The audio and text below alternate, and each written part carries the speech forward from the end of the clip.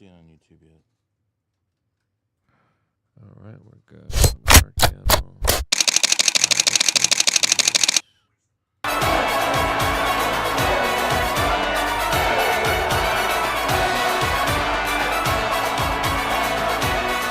Damn right, it's a brand new day, and I don't know about you guys, but I am particularly excited about the new Wild West that is the crypto industry. But of course, there's a ton of scammers, there's central bank digital currencies, and many potential pitfalls. But what will Donald Trump and Kash Patel do when it comes to this larger, emerging, new technological innovation here in the United States? Well, that's exactly what we are going to be discussing in today's podcast video with some really cool, awesome people in studio here with us.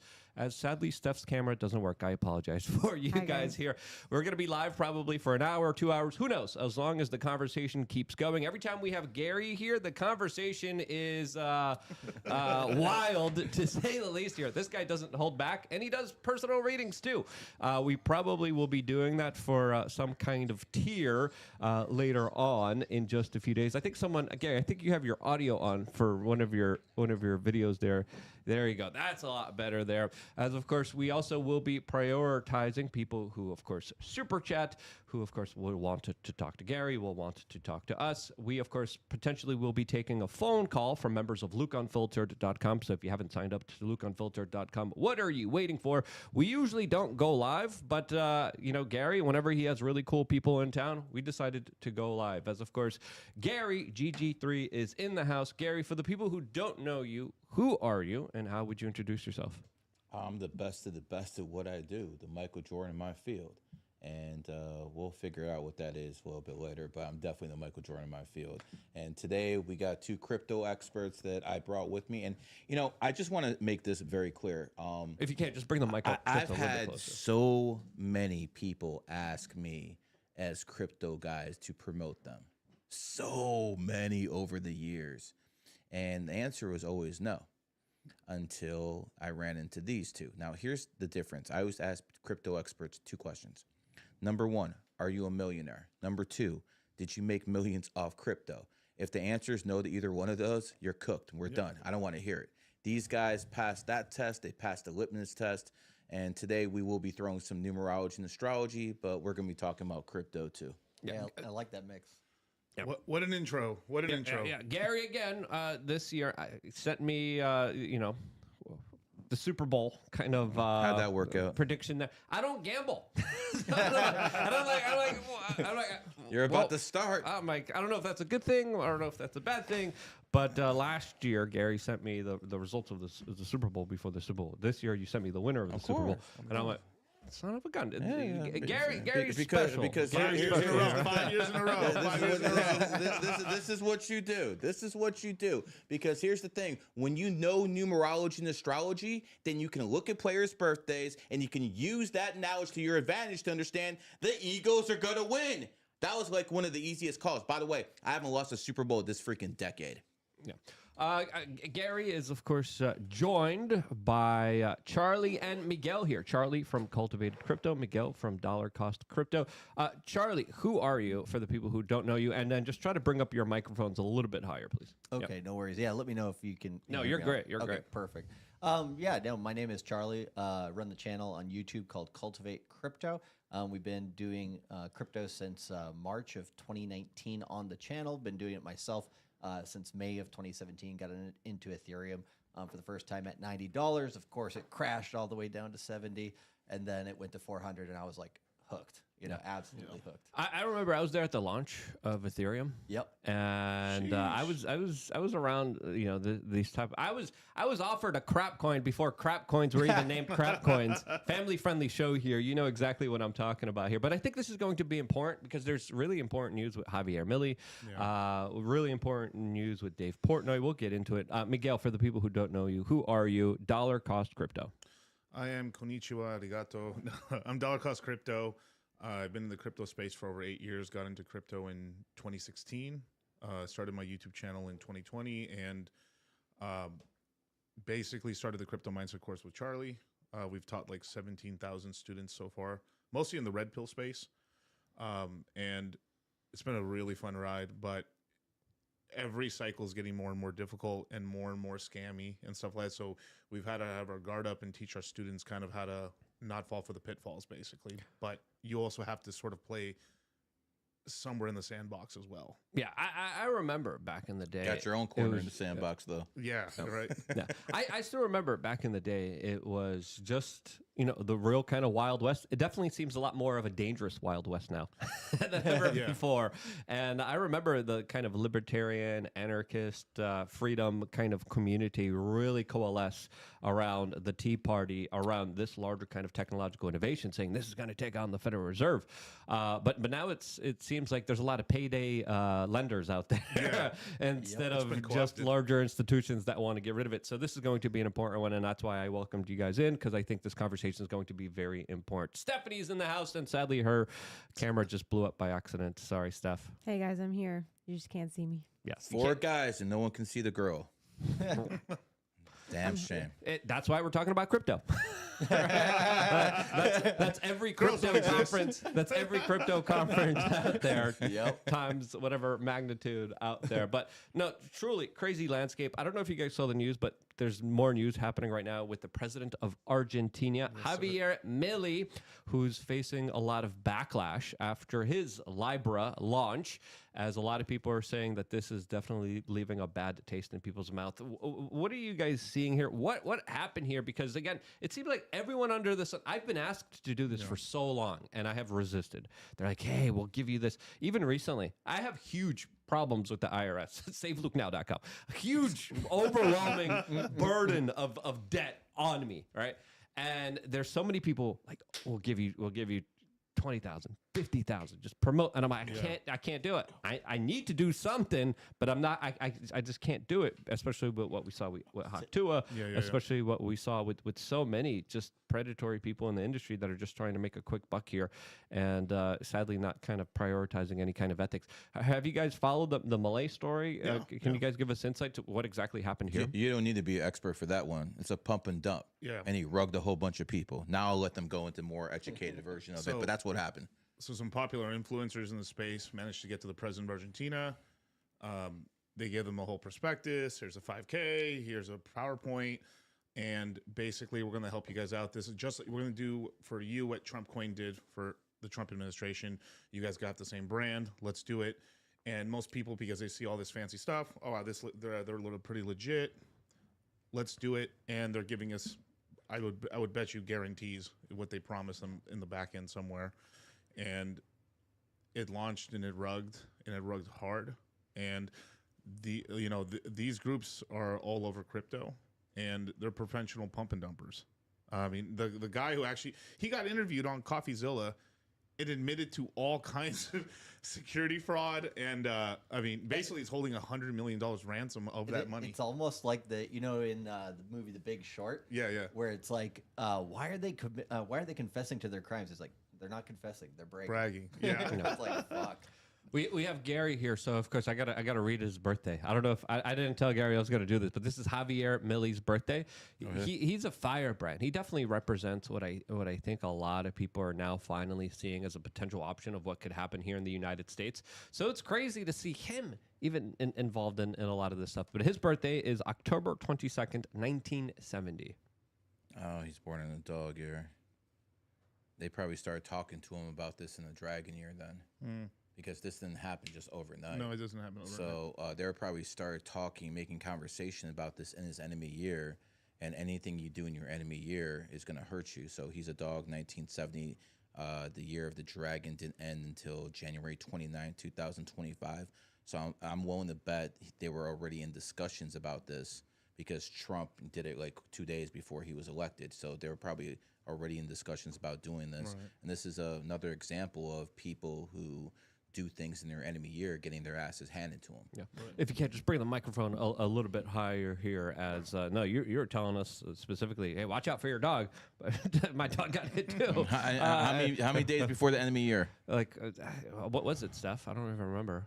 It was like a month ago. Yeah. It was like a couple days before the enemy year ended, and that's like when it's most dangerous, and it shows by what this guy did. Atlas. He probably started doing this right before his enemy year ended, and he got hit. Listen, he's not the only one. Napoleon decided to invade Russia in his enemy year, or at least plan the logistics for it. How'd that work out? Not well. So, this is what happens when people do things in their enemy year. And this is the value of knowing information of this, because the difference between great men and the men we know in history is nothing more than timing. Yeah. Napoleon is a great man because he timed most of his stuff in the right manner. Same thing with Genghis Khan, Julius Caesar, the dragon. They did the timing correctly, but there's been plenty of great people in history who just had the timing wrong, and we don't know their names because of it. Yeah, Trump just kind of likened himself to Napoleon. Oh, I love that tweet. As he came out and says, "He who saves his country does not violate any laws." And a lot of people are freaking out. That's straight on from the left. Napoleon. That's Yeah. straight Napoleon. And by the way, that is a dictatorial statement. Yep. And guess what? I completely support it. If you Hail get Kaiser. if you basically cut the cancer out of the nation, and you have to do things that maybe don't quote unquote according to the law, so be it. Because who appointed these judges who are trying to shut down the laws you pass? Democrats like Obama. They're the ones. That's that last line of defense in the swamp. As soon as you get past that, it's open season. Right. Yeah, no, it's fascinating to see this kind of statement from Trump, especially now, what's happening between Europe and the United States, as there's a lot of very intense talks happening surrounding Ukraine. You have the UK government literally saying, "Well, yeah, I mean, if the US pulls out, we'll send in our troops." The Germans are like, "I don't want to do any of that." The Germans are literally arresting people for making offensive statements and memes. There's a video I saw that just came out in I saw 60 minutes. The prosecutors, right? Yeah, which is so Did you see what they? Did you see what they said? They basically said that if you make a negative comment on the internet, that is worse than in person. Yeah. Because in person, only two people hear about it. But on the internet, it stays forever. So they should be arrested. I've heard someone make that argument in their fucking prosecutor. So at the end of the day, Germany's cooked. It's absolutely cooked. Forget about that country. Yeah, the Berlin UK has too. fallen again. Yeah, absolutely, and you saw the prosecutors laughing, jeering. Like, I know. They're so shocked when we take their laptop and phone away from them. I'm like, you're a bunch of criminals, and a bunch of people are saying, it's so sad that these government workers are being fined. Those are the same elk. Those are the same people. Those are the same individuals that are now cheering and celebrating your downfall, your demise, you being essentially treated like a slave. Those are the same people that are getting fired by Deutsche right now, by Donald Trump right now. So, I'm not going to have any tears here for a lot of those particular bureaucrats. But truly, the situation in Europe is very tense. But Europe, when it comes to crypto and the Bitcoin kind of initiatives, they've been different than the United States. The United States under Joe Biden, I would say, you guys tell me if you guys agree, were more heavy-handed on crypto than the Europeans were. The Europeans were like, hey, we could probably make some money here. Let's allow people to play around with this stuff. And even as totalitarian as Europe is, they had allowed more crypto projects to be innovated there than here in the United States, where people were literally debanked with major institutions when they were huge major players on Wall Street for even entertaining the idea of doing more with crypto and Bitcoin. Biden's a horse. Crypto was founded under Bitcoin January 3rd, 2009. That's Bitcoin's birthday. It's imprinted under that energy. That energy is a rat. Biden the horse, enemy signs. So that was just like Warren Buffett told everyone, yo, don't get crypto. Right. Remember, he said that? Yeah. He's a horse, so he's going to be against it. Just like Patrick Bet David. How you doing, brother? He was really good. He told his employees, never get crypto. Obviously, he was wrong, but it was just that enemy sign dynamic. Peter Schiff as well. He was Historically. Yeah. Can I give you his birthday? I'm Let's kind of hear it. curious. Let's hear it. I'm looking forward to This is a fun. Peter Schiff once wrote an article saying that if anyone ever sees me at a public event, they need to call security and police immediately to have me escorted out or arrested. Literally, that's what he wrote because He's the big gold guy, right? He's the big gold guy because I confronted him. I asked him a question about supporting Mitt Romney. And He's already disqualified. March 23rd, 1963. 1963. Extremely selfish individual. Always thinking about himself. He changes his mind quite often, so I wouldn't doubt that, at some point he might say he was wrong and stuff like that. His son cooks him. Yeah, This is not a very honest individual, in my opinion. Got it. Charlie Miguel, open-ended question. How has Europe led when it comes to crypto regulations and rules, and how did it compare to the United States? Terrible. Yeah. Yeah. Yeah, Go for it. yeah, Europe's trash. Absolute trash. You're right. In the beginning, they were a lot more open. It's just because they didn't really know too much about it. So it's kind of, how do you govern something that you don't even understand? So they were like, this is some little pick sweep shit. It doesn't matter. But Well, and the WEF has been hating it for years. When El Salvador was like, "Hey, we're gonna, have Bitcoin. We're gonna mine it with volcanic energy and all this stuff, and we're gonna use it within, our system." The WEF and the IMF were like, "Hell no, don't do that." They said, "Nope, screw you guys. We're gonna do it anyways." So it's independent countries like that, and Asian countries in particular. I think Japan, when they made it legal in 2017, they got their regulations done within 3 to 6 months. So it's not like it's hard, right? And Japan's one of the most bureaucratic countries in the world. So Europe right now, what they're doing is they're doing a lot of KYC related laws. So they're trying to push out a lot of exchanges like Kraken and stuff like that. So they're really kind of going after the Binance side. And right now, if you look at globally, where are most countries going to be regulating? It's going to be KYC, know your customer, making sure that they can identify people, as well as with stable coins. So Tether has actually just recently been kicked out of Europe. They went and they've remade their base to El Salvador. And so, you're going to start they're seeing... kicked out of Europe, basically. Yeah, they're kicked out of Europe because they're not... The U.S. says if they want to continue as a company supporting the U.S. dollar, they have to buy U.S. Treasury bonds, which they're probably not going to go do. And then they also say they have to get rid of their Bitcoin, which is anti-inflationary, which is the reason why they're successful as a company, which is kind of ridiculous. Yeah, and then on top of that too, like, I'm not saying all countries in Europe are bad. Portugal's really good for crypto. If you have the unfortunate luck of like living in Germany, at the very least, if you hold crypto for 1 year, you have no capital gains tax on it, which is really good. But the laws are not great, and really the reason for KYC is because eventually, demographically, Europe is in a really bad place. They just don't have much of a millennial population. Right, their baby boomers really didn't have that many kids, so they're in a really big kind of retirement crunch. So they're trying to find everything they can to tax you as much as possible, and then they see like, oh, this is crypto, this is a great place to tax you, basically.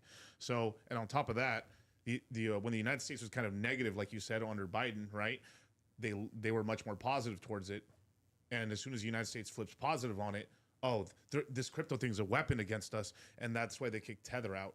And now they're and this is the problem. They've been so late to the game. Now they're barely trying to come out with a USDC for the euro now, an official one. And they're so behind the 8 ball because crypto is completely in dollars. It's completely controlled in dollars now. Like, that has been something since the beginning. I've been saying for a long time that the crypto game is dollars. It's basically a U.S. weapon, actually. Yeah. I know a lot of other countries like China tried to up their kind of mining operations many, many years ago. And I remember the kind of mining wars that were happening as domestically in the United States. The government was creating regulations that would make it not really good for people to mine and make Bitcoin. China took a lot of the markets, and I know they even implemented temporary bans on mining in China as well. And I remember seeing all of this kind of unfold here, and I'm like, this is just a crazy, wild, insane kind of scenario where the governments see it as a threat, but they also kind of see it as an asset. Yeah. You guys have a crypto course on cultivatecrypto.com. We'll put it in the chat room so people could go check it out here. But are you guys there also helping people, teach them about their kind of rules, the regulations that's surrounding how to deal with this kind of crazy insanity? Because Trump's in office. He promised significant change here, but we're still dealing with the old system in its old archaic ways. Yeah, we've had over 17,000 customers come in and use our different products in the past. And a lot of those have been from almost anywhere. Like, we've had guys from Jamaica, from different parts of Africa, from Asia, and everywhere. So when people come into the course, what we generally tend to do is like, hey, here's globally kind of the situation for everybody in crypto. And then when it comes to like taxes, or when it comes to regulations in your area, here's what you can, here's the gray zone area stuff. and then here's the definite no-go zone stuff. And for example, Jamaica, there was a guy who, he was really having a hard time doing KYC, getting an exchange approved or anything like that. And so yeah, we just sort of like, hey, here's a couple ideas for you. And also we have other people in our community who are from similar areas, who have traveled there, different things like that, who kind of network and work with people. So what we've been doing here since 2020 is this is the best crypto education platform in all of the world, actually. And also the most successful in terms of, onboarding new people to crypto. And so it's like a hive mind of people where we teach everybody, and about 40 to 50% of people every quarter come back because we do the crypto mindset course once every 3 or 4 months, and those people come back, and then we do this thing which is called pay it forward. Our guys who've been in multiple courses in the past, they'll take some of the information that they've learned from us over that time, and then they'll pay it forward to the other students as well. So we kind of create this community of, hey, we're all in this together, backs against the wall, because everybody else in the world is kind of against us in crypto. And that sentiment in crypto is starting to shift because it is becoming more of a mass adopted platform. But I think the culture of crypto, like you said before, with being a little bit Wild Westy and definitely against government overreach and stuff like that we still maintain that culture, because I think if you lose that culture in crypto, then it's kind of a slippery slope. Yeah, definitely. And then and we delve into like the safest side of crypto, as well as the degeneracy up to a point. A lot of that. A lot of that. Oh yeah. But up to a point, right? Because we do not trade in leverage or anything like that. We don't promote leverage trading. If you leverage trade, you're going to lose. And this is actually how a lot of influencers make money, is that they get you on a. That might be. Ignore that if you can. No one else hears that, but us. Okay. Yeah. So basically the influencers make a lot of money basically trying to get you onto a leverage exchange, pretty much, because these leverage exchanges know that they're going to take your money, basically, right? And they know exactly where your stops are, where your entries are. Yeah, so they set it up like, oh wow, we just need to drop the price on our exchange by $300, and then we liquidate you, done. And then they bring it right back, and they collect the cash and stuff. This is how Binance has made a lot of money, actually. Oh yeah, a lot of exchanges. But this is every exchange, by the way. If you think Coinbase or Kraken, or Coinbase Gemini, is no different. All of them are doing it. They just may be a little bit cleaner about it, basically. Yeah, different levels. A little more white glove, a little more velvet glove, basically. But what is the worst exchange? Bybit. Bybit. Yeah. Bybit. Every influencer in all of crypto is basically promoting. Well, to the mic. Speaking to the mic, sorry. please. Yeah. I didn't know where you're pointing to me. No, so basically, every person in crypto who's like an influencer gets approached by Bybit at some point, which is they're like, hey, put this thing link in your profile, and every fee that goes through or whatever, you'll get like 25% of whatever your customers put through our exchange. So whether your customers get rinsed and they lose all their money, or they make $1 million by doing leverage or whatever, Bybit. Bybit, right? Yeah, we'll give you the ability to profit off of that. Anyone who's ever DM me about Bybit is getting blocked. Okay, I love it. Because all these people always say, "Yo, why don't you go on this exchange? Why don't you go on this?" I think I heard of this Bybit a couple times. Yeah. No, you guys are frauds. You're blocked. Well, Japan is trying to get Google and I forget who else to try to block the that website from the country, because so many people are trying to access it through VPNs. Wow. Yeah. Well, it's a casino, but imagine, like, you can make so much money just buying a coin on crypto and then going up like 30x, 40x, 100x. That's plenty of money. And and then at the very least, if it starts going down, you don't get the problem with leverage is, let's just say you're long and it starts crashing, your whole position's gone. So like you had $1,000 in a coin. Now it's gone. Poof. Now you don't have, and even if it like, oh crap, it's crashing, you could sell in time. You might like, oh crap, I lost $500, but I still have $500 versus zero. And then on top of that too, they have these really bad practices where if you're not careful how your wallet is connected, you can get drained on multiple wallets. Oh, nice. So as you get liquidated, oh, this one's out of money? Doink. Oh, cool. Doink. And half the battle in crypto is simply just surviving. Brutal. And making sure you don't make the stupid mistakes, because it's all human error is what I would say 99.9% of mistakes people make in crypto.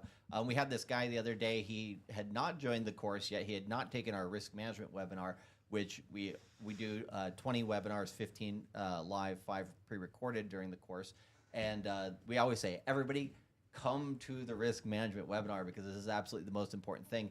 And this guy who hadn't done that, he had heard about this coin that everybody was promoting. It was like extremely low market cap, brand new coin. He said, as soon as it launches, I want to buy it. He tries to buy it.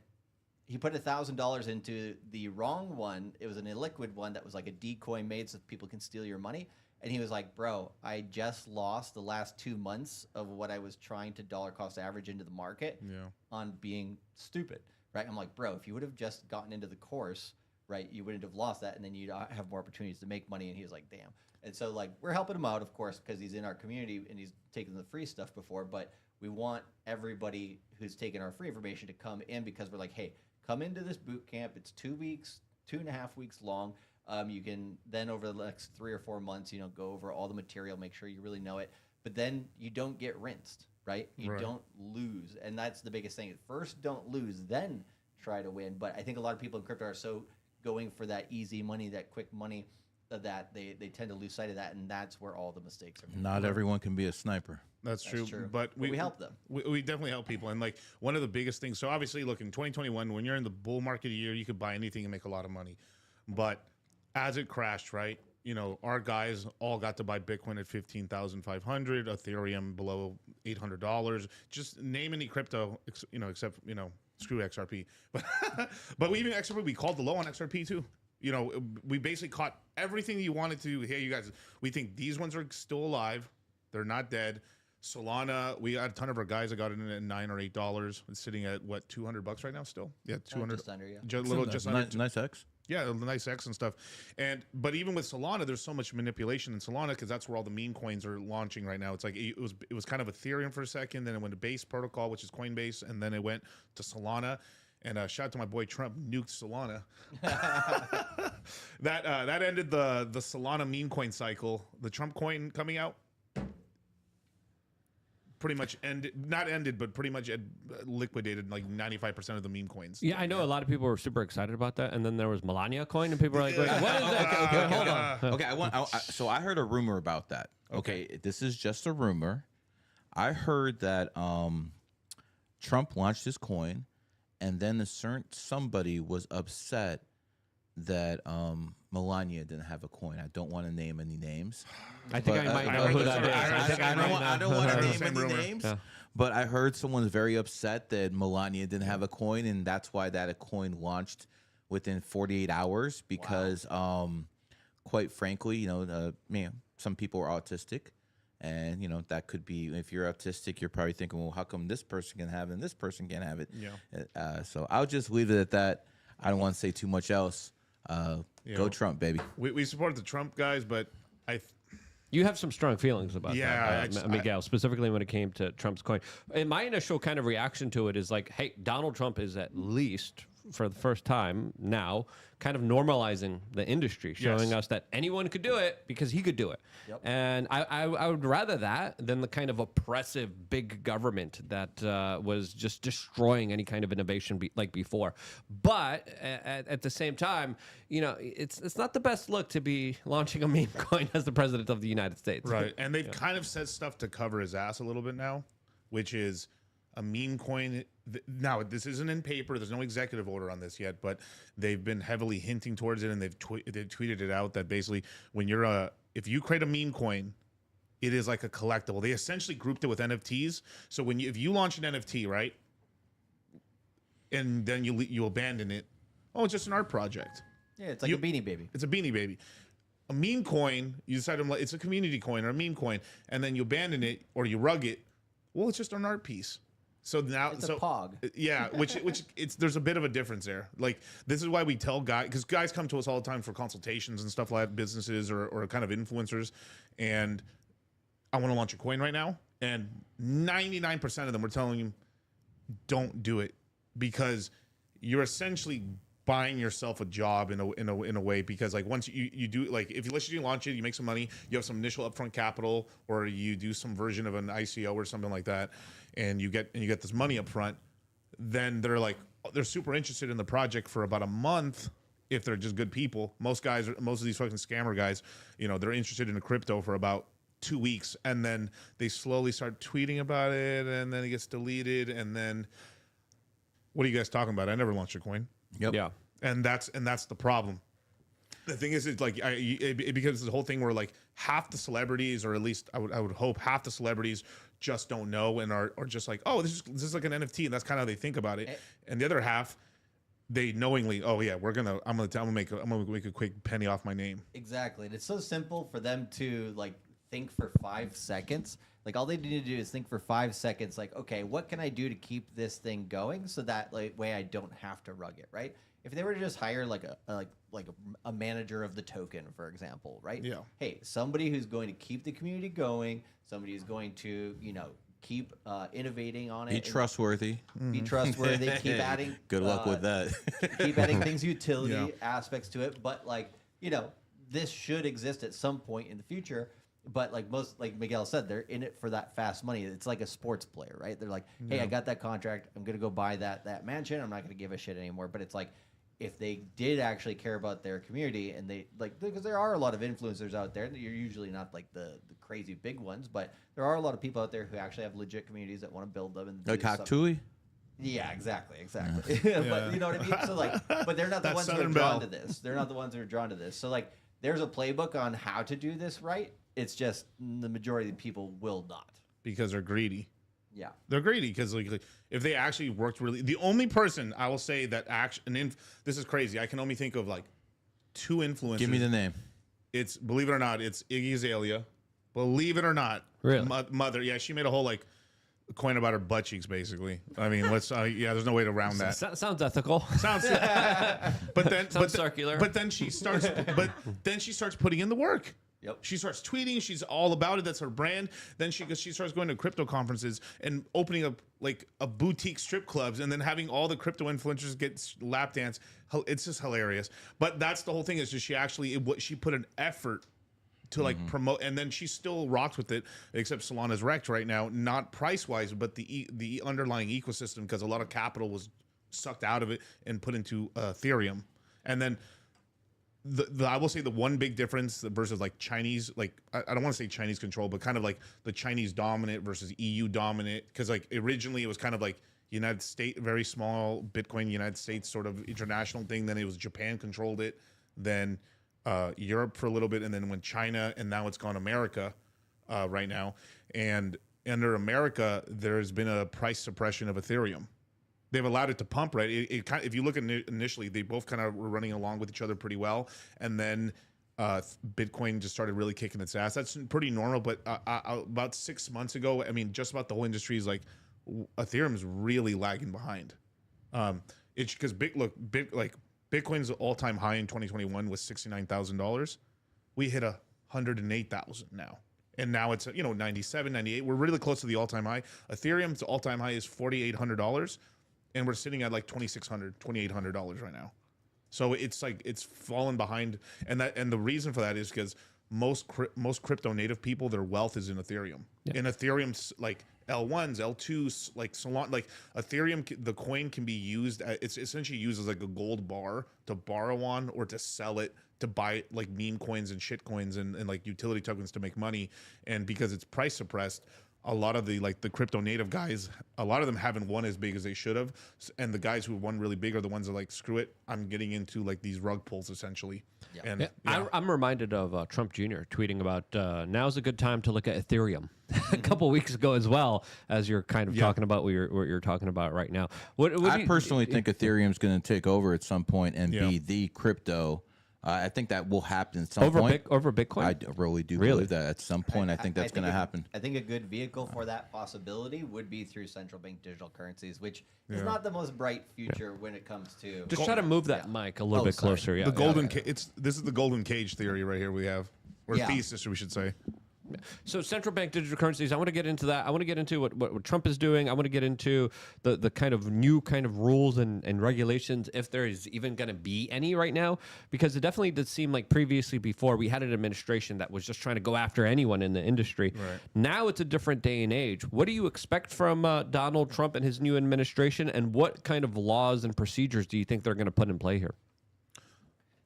The first thing that I expect from them is to first like just make things friendly towards crypto in terms of who's in charge. So that's what they've done so far since the inauguration. Is they got a new head of the CFTC, a new head of the SEC. They made the SEC Crypto Task Force, which is led by Hester Pierce, who's like the only person in the SEC who's actually been pro crypto since 2018, I believe.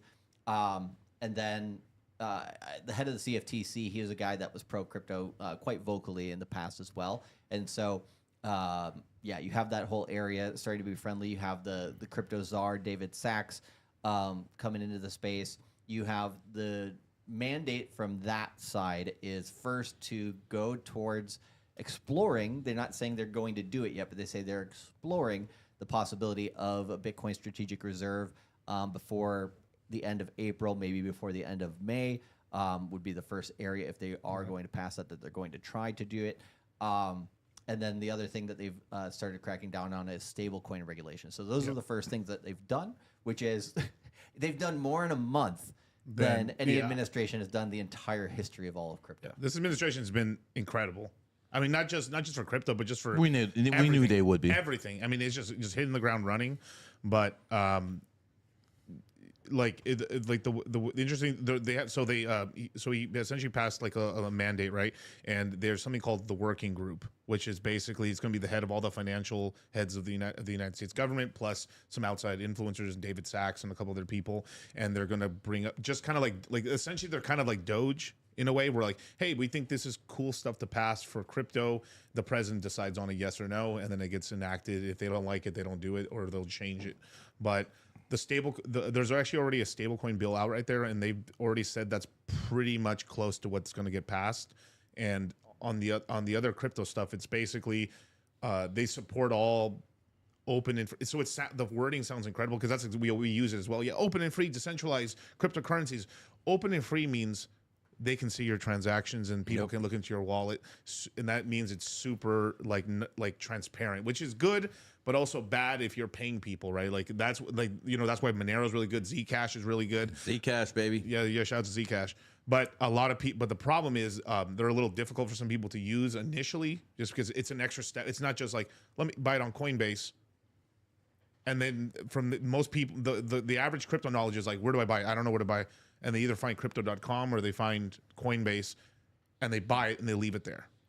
This is why everyone got rugged so bad on FTX is the average person is like, oh, there's FTX. I've seen the FTX arena. Cool. Let me buy some Bitcoin, Ethereum. And they just leave it there. Because just like normal, you buy it on Robinhood or you buy it on any of your apps and stuff. You usually leave the money there. But here's the problem in crypto. These guys essentially like they're making so much money. They get greedy and they start taking customer funds, putting it over here, still showing that your money's there, and then using that money to gamble with, and some win and a lot lose, and obviously Sam lost. What was that guy's birthday again? Sam what? Oh, Sam. We can look it up. Yeah, we can look it up. Sam born 1992, year of the monkey, gets hit real hard 2022, year of the tiger, enemy signs. I remember people telling me to look into that one, and I saw enemy signs that worked there too. Yeah, what you guys are talking about, I'm automatically thinking about our Federal Reserve banking system that essentially runs the same way. So a lot of people are like, crypto's a scam. Wait until you learn about the Federal Reserve banking system, and then that's the big scam that we're slowly and surely getting exposed to. As, of course, Elon Musk has even hinted at bringing in Ron Paul in order to audit the U.S. Federal Reserve banking system. There's other things happening right now. Go ahead, Gary. Let me push back on that one. While I do agree that the Federal Reserve is economic terrorism, they sank the Titanic to get it passed. We'll go into that at some other point. Right. But at this point, the parasite that is the Federal Reserve is so attached to the host, the United States of America, which is a superpower. If you take those two apart at this point, you not only destroy America, you destroy the U.S. dollar. Yeah. So at this point, yes, the Federal Reserve is economic terrorism, but if you actually try to destroy it right now, You can say bye-bye American dollar, and you can also say bye-bye American superpower. So at this point, I don't think that's the right move. Yeah, because there is going to be a whole house of cards that are going to collapse. Right. Yes. Especially with this kind of larger debt system that we're all in, that with fractional reserve banking system has enriched a whole bunch of people, but also hooked up a lot of people to be on this larger stuff. I want to talk about Ethereum, central bank digital currencies, because you guys also pointed at that. I still want to talk about Dave Portnoy. There's also a larger kind of talks about even auditing Fort Knox, as a lot of people are saying. sir. The gold might not even be in there. I see people in the chat room right now. They're like, buy gold, buy gold.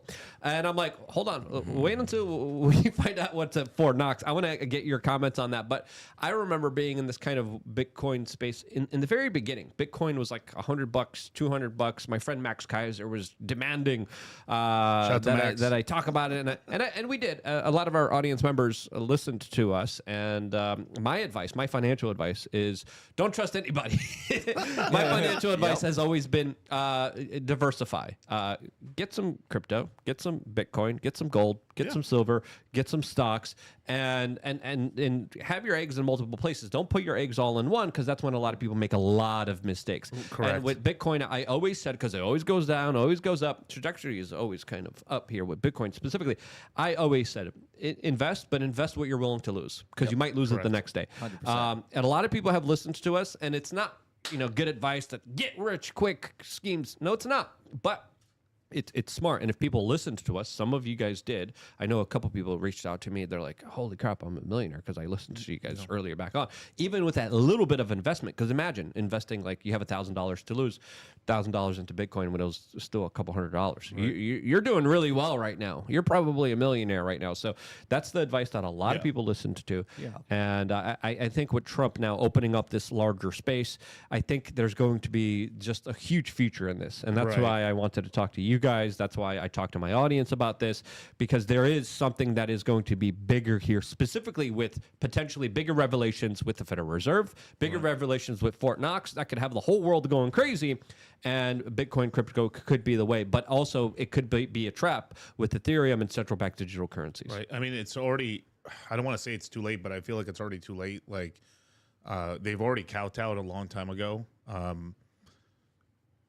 What's his name? Bitcoin Jesus. What's his name? Roger Ver. Roger Ver, right? So Roger Ver just recently had an interview with Tucker Carlson, and he pretty much said something that we have been kind of speculating for a really long time, that we had the 3-letter agencies in since 2017 and before that, and they definitely were. They basically. I think the first meeting with the CIA and Gavin Andreessen, who is the lead developer on Bitcoin after Satoshi Nakamoto. His last message to Satoshi was, I'm going to go and visit the CIA in Virginia and tell them what Bitcoin's about, back in 2012. And then Satoshi never responded to him ever again. And it's just like disappeared. Yeah, from the very beginning, I'm like, hey, this could be a CIA tool used to create a global one world government currency. That was always my fear. You go all the way back with me and Max. I remember being in London with him. We were kind of walking and talking, doing this interview. And I was like, Max, how do you know this is not going to be the globalist New World Order currency? He gave a fascinating answer that convinced me that it's essentially not, that it's decentralized. But looking back at it, it's like, whoa, hold on now. I think who knows what the larger possibility is. But Roger also is a friend of mine. FreeRogerNow.org. Bitcoin Jesus. Check out that story. I think the man deserves a pardon. Oh, No, definitely. But he's one of the rare guys that's been a lot. It's like, you're a hero in the beginning, but you stay long enough, you become the villain. Yep. And then he's back to being a hero again, sort of in a way, because he was right. And basically what people, like, he just didn't explain it at the time, like, or at least I was around during the time when, like, he launched Bitcoin Cash and stuff. Well, essentially what he tried to do for a second, it's like one of those things where it's like, you were okay with the community, everybody loved you, and then it's like, well, let me see if I can hard fork this and take it over. Oh, wait, I can't. Okay, never mind. And so like you got the old maxis who are just never going to let that go. But I think he deserves a second chance. He's done way more good than bad ever for all of crypto, and he's put himself out there quite a lot. Yeah, Roger Ver has supported a lot of People, causes, a lot of liberty-minded, freedom-minded causes, and has done a lot of great work helping out a lot of people legally as Yes. well. As Because when the legal justice system goes after a lot of these people in the space, one of the few people that does help them out is Roger Ver. Yeah, he's the first guy that actually introduced me to Vitalik Buterin and CZ from Binance in Tokyo back in 2017 when I first got into crypto. He was a doorman at the Bitcoin meetups in Tokyo, and he was like giving people lanyards and shit. And I didn't even know who he was at the time. My friend was like, "Can I take a picture with you?" I'm like, "Who's this guy?" He's like, "It's Roger fucking Ver." But with Roger Ver, right? I'm going to use the restroom. I'll be right back. You no guys problem. Yeah, so with Roger Ver, right? Essentially, what they did is like Bitcoin was supposed to be fast and cheap, and then also it's basically supposed to be you should be able to use it as a currency, but also it accrues value and goes up over time. And what they did is they bastardized it and never let it be upgraded. But the numbers went up, so no one cared. Right. So it's kind of this thing where like you want to be rich, or you want to be right. And the Bitcoiner chose to be rich, and then from there, that's why now that it's worth so many trillions of dollars, they definitely are afraid to do any upgrades to, because if they do any fuck up, it's terribly bad, But the one upgrade they will have to do at some point is some protection against quantum computing at some point, because that's something they're going to have to upgrade at some point. Well, and that's for everything that's encrypted all over the internet. Yeah. When quantum computing comes and it's like a real thing, that's gonna be a problem for Bitcoin, isn't it? There's gonna be a problem for the everybody. entire internet. Everybody. Like 2027, 2028 your is bank account, your email account, your frickin' Pornhub history, whatever it is that's encrypted. I don't have any. Your history only of that. fans. Gives you shit. But I don't have any history of that. anything that's encrypted will then be breakable, right? And so in order for quantum to not affect the entire financial world and internet negatively, the main thing is who discovers it first and who actually puts it on first. Right. So if it's an enemy state like China or somebody else, well, We're fucked. We're absolutely fucked, because they can like basically do whatever the fuck they And want. if America does it first, then everyone else is fucked. Yeah. Unless they're like, we're going to be benevolent, we're going to put out a patch. Stop. Except for the people we don't like. Exactly. Right. Good luck, Russia and China. Yep. Exactly. But yeah, go ahead. Good. So what's the worst case scenario? What's the best case Oh, scenario? let me here ask with one all more this? question. Yeah. Quantum computers, how much does this rely on microchips? Like, what 100%. is it? All 100% micro? So Yeah, whoever makes the best microchips is going to win this battle. Pretty much on the industrial scale, like the actual super computers, they need an extraordinary amount of chips, and you need a fuck ton of power. That's why they're building. That's why they're bringing nuclear. That's why they're bringing nuclear power back. Yeah, and it needs to be cooled, right? It can't be in a warm space. Yeah. So it's this crazy Alaska. thing where it needs so Alaska, but like Google's literally building a reactor right now. You know that? Where? I don't know where. We can look it up. Google's actually partnering up, building the first reactor in the United States in like, I don't know, what 40, 50 years? That's insane. And that's because they need that much power. And it's a sort of thing where like For AI too. For AI too, right? So AI gets really scary in about like 2 to 3 years. 2027, 2028. It's going to double again in intelligence, speed, and stuff.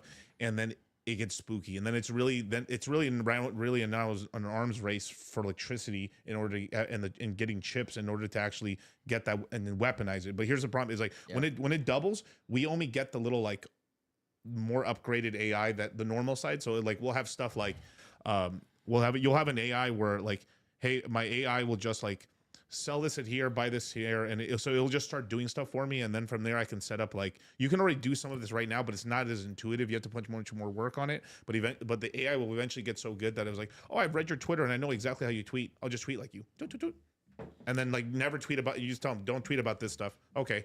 And then it'll just be tweeting on your behalf all day, trying to get you views and stuff like that. And then that's going to be the whole thing where like some of these accounts who get that first blow up more because it's on Twitter all day, so it's like, oh, this is a good topic. Let me tweet how you tweet, and then it'll tweet that out. Yeah. So, Everyone always like thought, AI OnlyFans. Yeah, Yeah, that already exists. That already exists with the chatbots. It already exists. And fake models and AI imaging and video disgusting. imaging and all this weird kind of pervy stuff on like level time X. It's a crazy world that we're living in. So the most important thing in the world right now is to have IP, basically be known, have some followers, because that's going to be your protection against an AI thing. So even like what's going to be, everyone's going to be super hyped on AI for a point, and then it's going to saturate it, and then be like, I want a real influencer, real person, and then it's going to go back to that, and that's what's going to happen. And it's going to be a mixture between like, because it's just everything. Like everyone's going to go super crazy on AI for a second, and then it's going to go back to like, I want some real influencers, and then eventually it's going to go some hybrid version. And that's what always happens. It's kind of like the pendulum. Yep, I was literally about to, the pendulum, literally. But yeah, that. So you were saying something else about Yeah, no. Everyone always thought that technology was going to take over blue collar jobs. It's doing the opposite of that. It's taking all the white collar jobs. It's taking all the doctor jobs. It's taking all the lawyer jobs. It's going to take all the graphics artist jobs. It's going to take the creator jobs, the content creators. And what you mentioned, you got to create intellectual property so people know you're an actual person and not a Skynet robotic technocratic overlord pushing singularity that's going to, of course, blend consciousness and humanity into one digital grid that's going to be controlled by Mark Zuckerberg and Jared Kushner. Say that 5 times. I know. So, but if look, but so now's the time. If you always dreamed about making a YouTube channel or doing something, do it now.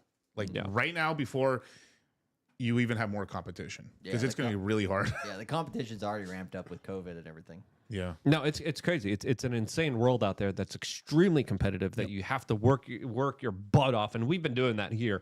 A part of this independent media network. We thank everyone for of course sharing the broadcast, being a part of the broadcast, getting it out there to the general public. But I wanted to because I also teach people how to be an influencer. I have my Change Media University for my members of LukeUnfiltered.com. But you guys also teach people specifically how to traverse this realm. Yes. What are your projections of everything kind of moving forward? Because it definitely does seem like it's only going to get more wild, more crazy. A lot of people, and I've been warning about this for a very long time, ever since I was at my first kind of Bitcoin conference a very, very long time ago.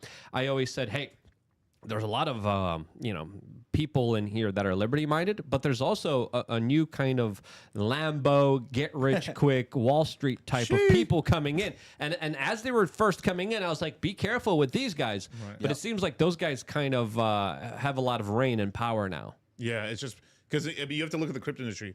I guess when they first really started tracking like the market cap of Bitcoin, $15 million, then whoa, we hit $1 billion, 100 billion. Now we're sitting at trillions. That's a different ballgame. It's a different ballgame, and then eventually it's going to get to the point where like next cycle in 2029, right in the end of the decade, we're going to be playing around with like 5, 7, maybe $12 trillion market cap. It just starts getting really real. Where like we're starting to catch up to gold's entire market cap, and that's why it's so important to be literate in crypto right now. So that's what we try to promote with the course is just like, hey, at least have an understanding of this, have a grasp of it, because if you don't, either the government or a corporation or some product and service you want to use is going to force you to use it at some point in the future. It's kind of like email in the 90s, right? People in 93 were like, what's an @ symbol? What the hell is this email thing? Why don't I just use snail mail, right? And then in 1998, you had like every housewife essentially having like 50 different emails. It's going to be the same thing with crypto wallets, right? Everybody's like, what the hell is a crypto wallet? How do I even use this right now? And then by the time we get to 2029 or 2032, we're pretty much going to be like, hey, everybody's using a crypto wallet in some way, even if they don't know they're using it on the back end of something. So just coming in, understanding crypto literacy, and really getting at it is absolutely important. Because it is daunting. It's a lot of work. Back in the day, it wasn't like, oh, I downloaded an app on my phone. It wasn't like that. It was paper like wallet, right? It wasn't even paper wallet. You had to download the kind of blockchain. Right. You had to have the kind of you had to wait until everything would sync, and then you have to. It was a very complicated task many years ago. It wasn't as easy as it is kind of now. But now there's also a lot of pitfalls, a lot of things you got to be careful of, specifically with your private keys, specifically with trusting people, who to trust, who not to trust. But let's give a trajectory of 2 possible futures here. The best case scenario and the worst case scenario. For me, the worst case scenario is a central bank digital currency. That's happening no matter what, bro. It's happening. Okay, so let's lay out the trajectory we're on. You guys would know better than me. What's the best case scenario and what's the worst Should I case do scenario worst here? or do you want best? I don't care. You can take whichever one you want. Go. Let me do worst. Let me do worst case. Okay. So the worst case scenario is essentially they end up we all basically all money gets digitized. It all gets digitized. Cash goes away. No, And- it becomes illegal. It becomes illegal. Yeah, it becomes illegal. It gets thrown away, and then basically what happens, because the Chinese were testing this out, right? What'll happen is you'll get an alert on your phone. Hey, the economy is, because once it's all digital, they can actually with AI and all the technology, they can really see what the spending and what's going with GDP and everything like that. They're like, oh crap, we're not pumping we're not doing that well in the economy today. Okay, cool. All the money you guys made in the last 2 weeks will disappear at midnight today. You have to spend it. You have to spend it. Yep. Yeah. So, and people think that's absurd. No, but it's not. But It happened it in happened. India. It happened. I landed in India, right? Yep. And I was just there meeting a friend. We were gonna go explore, hang out in India, and I'm like, okay. As soon as I landed, they did a currency reset. The government said, yeah, all these bills, they're going to be illegal soon, and they're going to be worthless. You are going to have to take all the cash underneath the mattress, all the cash that you never reported. You're going to have to give it to the bank, and the bank's going to give you new money. And this new money is going to be worth, actually something. Your old money's not going to be worth it. But the Indian government messed up royally, and they didn't have enough of the new money. So people were like, wait, now I got to pay taxes on my old money on cash, because India is predominantly a cash society. Yep. And now they don't even have money. People were going broke. People were starving. People were rioting. And I landed there, and Sounds like India. it's all cash. I didn't have U.S. dollars. I had credit cards.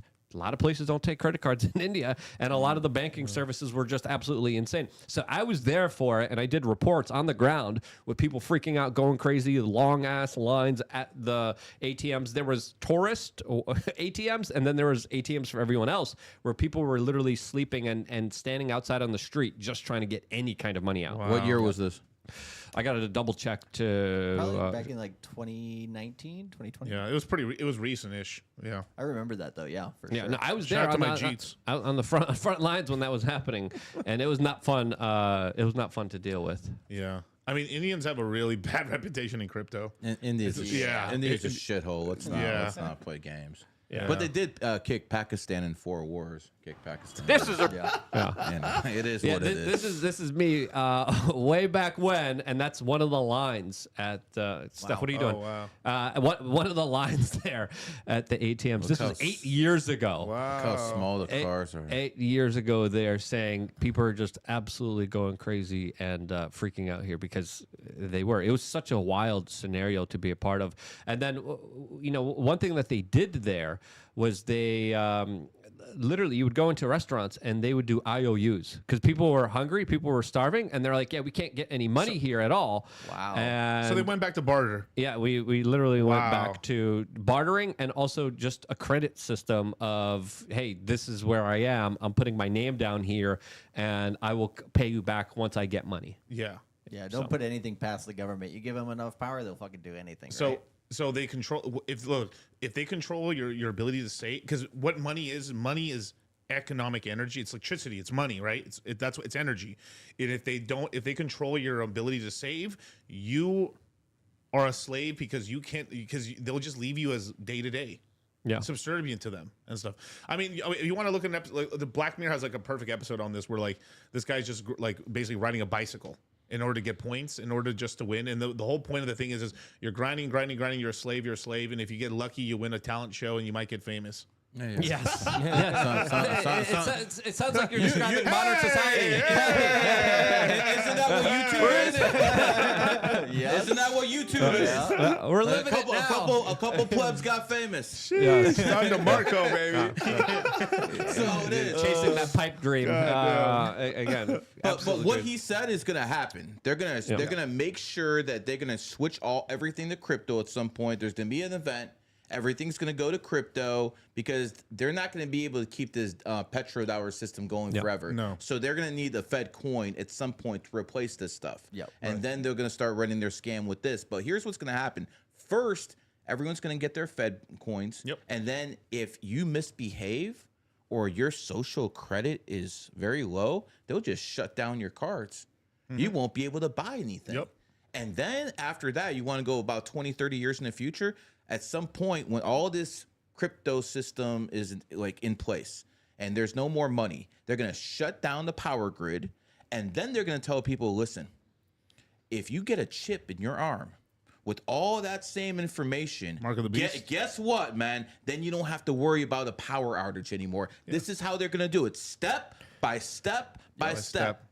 Yep. Yeah, and it could happen with larger disclosures about the gold not being there in Fort Knox, with a larger audit of the Federal Reserve banking system, with the collapse of the U.S. banking system. So I think more than ever, we are living in extremely tumultuous times. Yes. That anything and everything could happen. And Well, kind of the best case scenario with that, as we are in the world right now, is the fact that Put on the rose-colored glasses. Oh yeah. No, I'm not even gonna do that. I'm not even gonna do that. I'll give you something realistic. The best case scenario. So we're going to the best wet case dream, scenario. Charlie. Wet dream, please. Let's go. So the way the world is right now, the way the chessboard is set up, right? The biggest thing the United States has going for it right now in terms of crypto and going towards a central bank digital currency and all this is that Trump, through an executive order, has made it illegal for only his administration the next 4 years that the United States cannot create a central bank digital currency. So that's a positive, right? And that's like, putting your finger in the freaking hole in the dam, right? Meanwhile, you have countries not to be named. We've heard a few things in the background, not really rumors at all, but confirmations of a few countries, a handful of countries, which in the next couple of months will be putting out central bank digital currencies for their population. Some of these, most of these are not like covert things or anything like that. They've been doing, hackathons and stuff like this for people to build these types of things over the last few years. So if you kind of look around enough, you'll figure out which countries they are that are probably closest to this right now. But it's not America. It's outside-based countries. So those countries first are going to be the ones that are going to show, okay, here's how a central bank digital currency works. Here's how authoritative it can get. Here's how free it can be and all this stuff. And so the United States, I think it's been mostly Republicans, but of course there's people on both sides of the aisle with this. Yeah. But there are a lot of people who are like, we need to keep cash. We need to keep, crypto private. Screw the penny. That's but Trump's getting rid of the penny. Yeah. So the physical creation of it. Yeah. But at the end of the day, as long as the United States can bake in, we do not need a central bank digital currency, or we should not have one past Trump's administration. That's the only luck we have to make sure that does not happen. 4 more years of just slowing down the progress that allows more people to get into crypto and get into the decentralized ones that at the very least cannot be shut down. And that's the rose-colored part. Is we're not gonna. I don't think we're gonna go full the worst case scenario, but at the same time, I don't think it's gonna be like this paradise. No, of course. But and then the other benefit of crypto, right, is for the stock market. Essentially, it's not a 24/7 traded space right now. So if they do a hybrid version of that, where hey, you have the normal stock market open from Monday to Friday, same time as always or whatever. But on the weekend, you can use your tokenized security. You can use your tokenized stock, your tokenized Tesla stock. You can trade it on the off hours. There might be a little bit of difference in price. So then on Monday, we're going to have a little arbitrage session where we're going to marry up the price on both assets. And then they're correlated again for the rest of the week. So then you give Wall Street a little bit of a vig over the weekends as well. Right. Yeah, I wonder who's going to take advantage of that. Because BlackRock. Because they proposed multiple ones. They're going to create it. Like maybe making it 24/7 for Monday through Friday, and then closing it on the weekends, or and eventually it's going to be 24/7. And that's the thing. What people don't understand is that if the markets are open 24/7, the stock market, I'm saying the equities market, that's an efficiency increase, actually, and it's actually it's actually so bullish for equities. It will let equities grow even more. And to tell you the truth, and the thing is you guys have to It would kind of destroy futures, though, wouldn't it?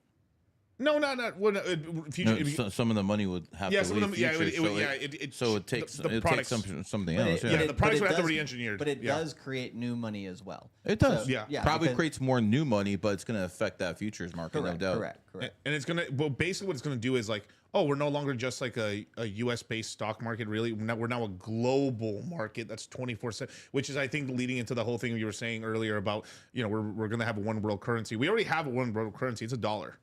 Really, we have the dollar and a bunch of shit coins, and the dollar's a shit coin. But eventually, you're right. It's going to turn to USD. That's going to be the coin, right? Or whatever the hell they name it. But and another way to actually extend the dollar's lifespan, because all fiat currency is ultimately doomed, Just that's the way it's been over human history, right? The way that they're going to try to perpetuate the U.S. dollar is by creating a Bitcoin strategic reserve. If you have a deflationary asset backing up your inflationary asset, it slows down the perceived inflation, Right. and at least it gives you something to backstop it. That being said, Didn't work with gold. yeah, it's because they can print more paper contracts. So they can do the same thing with Bitcoin, but then you have to agree. It's like Bitcoin Cash versus Bitcoin, right? Which one's the real Bitcoin? Well, you can have an immutable ledger which you can see it. So it just depends on how that whole scenario plays out. Yeah. But they can try to bastardize it. It's just going to be a lot harder than to do it the way they're doing it with gold there's right two now. ways for them to suppress gold: find more gold, paper contracts. Yeah. So they have kind of two with Bitcoin. There's like a set amount, and it's getting smaller every year. And there's really not that many coins. It's really not that many. It's like 19 million coins. That's it, really. Because like that last million that's going to be mined, it's going to take 100 years. Yeah. Plus, people lost a lot of coins. And A lot of people have lost their keys. Yep, A lot of yep. people lost their computers, lost their hard drives. People in and, the trash looking for $500 million and stuff like that. Yeah. I just want to say that in 2011, when Gaddafi in Tripoli fell, Sheesh. I think it was 5% of the world's gold was taken from Libya and the Libyan people, or from Gaddafi. And within that same time span, gold fell like 5%. Interesting how that works. Surprise. Yeah. We're living in a new day and age, and I think it's just volatility that's going to happen. They from did the now same on. thing to Iraq. I mean, Yeah. you've seen the whole dumpster. They have a dumpster full of gold. Oh, So yeah. yeah. Oh, yeah. The same thing happened. Yeah, it was an But insane amount of gold. One interesting coin. I mean, it's so I like me and Charlie do not like XRP, but if we Me either. But if I can make money on it, I will. Right?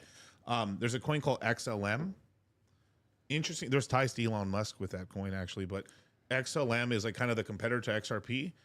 That coin really crashed in value along with XRP in the bear market, especially during the Ukraine war, because that coin was going to be the central bank digital. It's going to be where the Ukraine's central bank digital currency is going to run off of, is XLM, and that has ties to basically the capsules inside like the Falcon Heavy and stuff like that. The guy who runs XLM is the guy who also runs the capsules and stuff that go in Elon's spaceships and stuff like that. So there's a huge kind of government connection there, and the kind of like so that coin exploded in price the moment that Trump was running and he was about to win. The coin started going like this because people were like, oh crap, Ukraine's might actually exist instead of it might actually work now. Ukraine's current economy is like what, $300 billion or something like that. That's But they're carving it up for dropping mineral them. rights right now. Yeah. They're- minus all the corruption that all the Yeah, yeah, bureaucrats yeah. and Well, politicians there take for themselves. And the most corrupt country in Europe was Ukraine by Absolutely. far. 100%. The Russian politicians, when they were on good terms with Ukraine, they went over there to do an audit on Ukraine, Right. and they said the levels of corruption there were off the chart. Now, I want to Probably understand why they want to use I- XLM. I just want to make this clear. When the Russians tell you that corruption is off the charts, that tells you a lot. Yeah. Because that's like one of the Oh, most yeah. corrupt Oh, countries. yeah. Like Right. like in Russia, if you want to do business, you have to just give politicians money. Instead of paying taxes like you do here, you give politicians money. So for Russians to say that Ukraine was off the charts corruption, that tells you everything you need to know about that country. Yeah, if you get stopped and you're driving in Russia, you're going to pay off the Yeah, of police course. officer. Yeah, of In- course. In Ukraine, you got to pay off the police commissioner, the traffic cop, the regular cop, the politician, the mayor, and the city council. Zelensky just needs to some get too. by. Zelensky needs a piece Yeah. too. But no, the levels. I mean, Zelensky even just admitted not so long ago that $100 billion just went poof. It went missing. We don't know where it went. We were told we were going to get it, and it just it's just gone. Obama, Biden. Well, yeah, which is just an astonishing Shout out Big huge Mike. sums of money. And there's so many politicians and so many corrupted officials just being caught with huge suitcases of U.S. dollars trying to, of course, move through borders. As a lot of people have bought homes in many different areas as well. Real estate is another place where a lot of people are offloading a lot of their money. And You know why they do this? Because do you know why they're so happy to give away foreign aid? Because they can steal money. Yep. This is Yeah. all. This is Yep. what foreign aid is for politicians. This is why they're so benevolent with your money, because they can hand it off to Iraq, Syria, Ukraine, and the levers of powers in those countries are so inconsequential. You can steal everything. So you send 100 billion. Guess what? I'm going to get 60 billion in kickbacks. I mean, Obama sent like 1.1 billion to Iran in unmarked bills. Right. Unmarked bills, so the Treasury Department couldn't even find them. And who do you think? You didn't get kickbacks over those? Yeah, Biden, Stop. right before leaving political office, just even a few days ago, before Trump's inauguration, he was like, "We're giving Africa billions of dollars," and I'm like, "You're going to the most corrupted, most wasteful." Yep. I mean, there's so much money that was invested into Africa, and Africa is still Africa, right? Right. It's still a reeling third world kind of continent where so many people are impoverished, even though there's billions of dollars flowing in.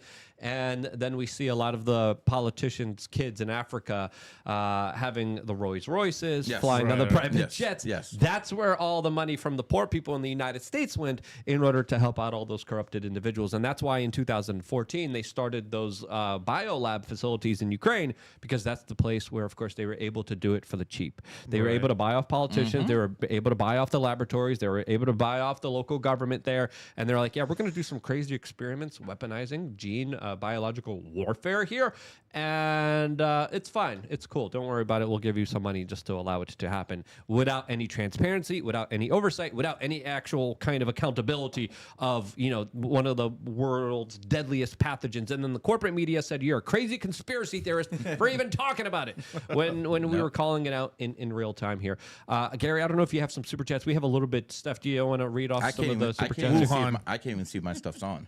Your stuff is on. I'm talking It to is? your guy, and he says that your channel is live right now, and dope. I see it here. I It is can't even live see as it. well, and I'm talking to one of your guys who says everything seems fine and everything is working. you Steph, want- read off some of the super chats. We got a custom image for you Let's here. go.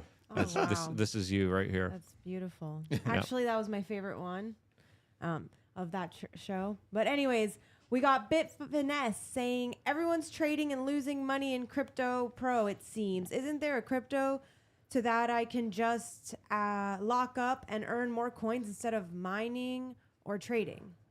Yeah, there are a few that you can lock up and earn more coins. There's different levels of, I guess, safety to that, of which coins people like with that. Technically, with Ethereum, that would be the safest one that you could lock up. And you can use different pools. Basically, there's a thing called Rocket Pool. Coinbase also has it, where you can hold your Ethereum, you can stake it, and you can earn coins with that. Lido too, I guess. Yeah. Yeah, through Lido is another way to do it. Other ways, I mean, there's a coin called Hex that does that with like the first crypto CD, stuff like that. So there are options for that. That being said, crypto does go down once every 4 years. Bitcoin will go down probably the next one anywhere between 65 to 75% from top to bottom, and other coins will go down much more. So the strategy that we recommend is, hey, if you bought your coins so low, let's say you bought your Ethereum under $1,000, for example. If you have all your Ethereum under $1,000, by all means, take whatever you want to hold for the long terms of stuff that you're never going to sell. Stake it with whatever platform that you want. If you have more than 32 Ethereum, you can do it by yourself. Great, fantastic.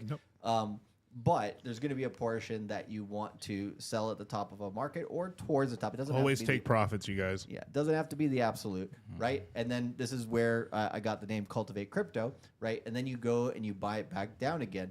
At that point, you're protecting your USD value of it, right? But you're ultimately gaining coins. So once the market goes back up again, then you regain dollars. So as long as you are cultivating crypto, as long as you're cultivating good crypto, which is only 2 to 5% of the industry, then you will be able to buy and hold long term. And then sometimes yield isn't even that important, right? If the coin, like for example, right now there's a coin called Sonic, which is brand new. Yep. This coin is light years ahead of most other cryptocurrencies. It's probably going to be sticking around for a very long time. It's already survived one cycle. It used to be called Phantom.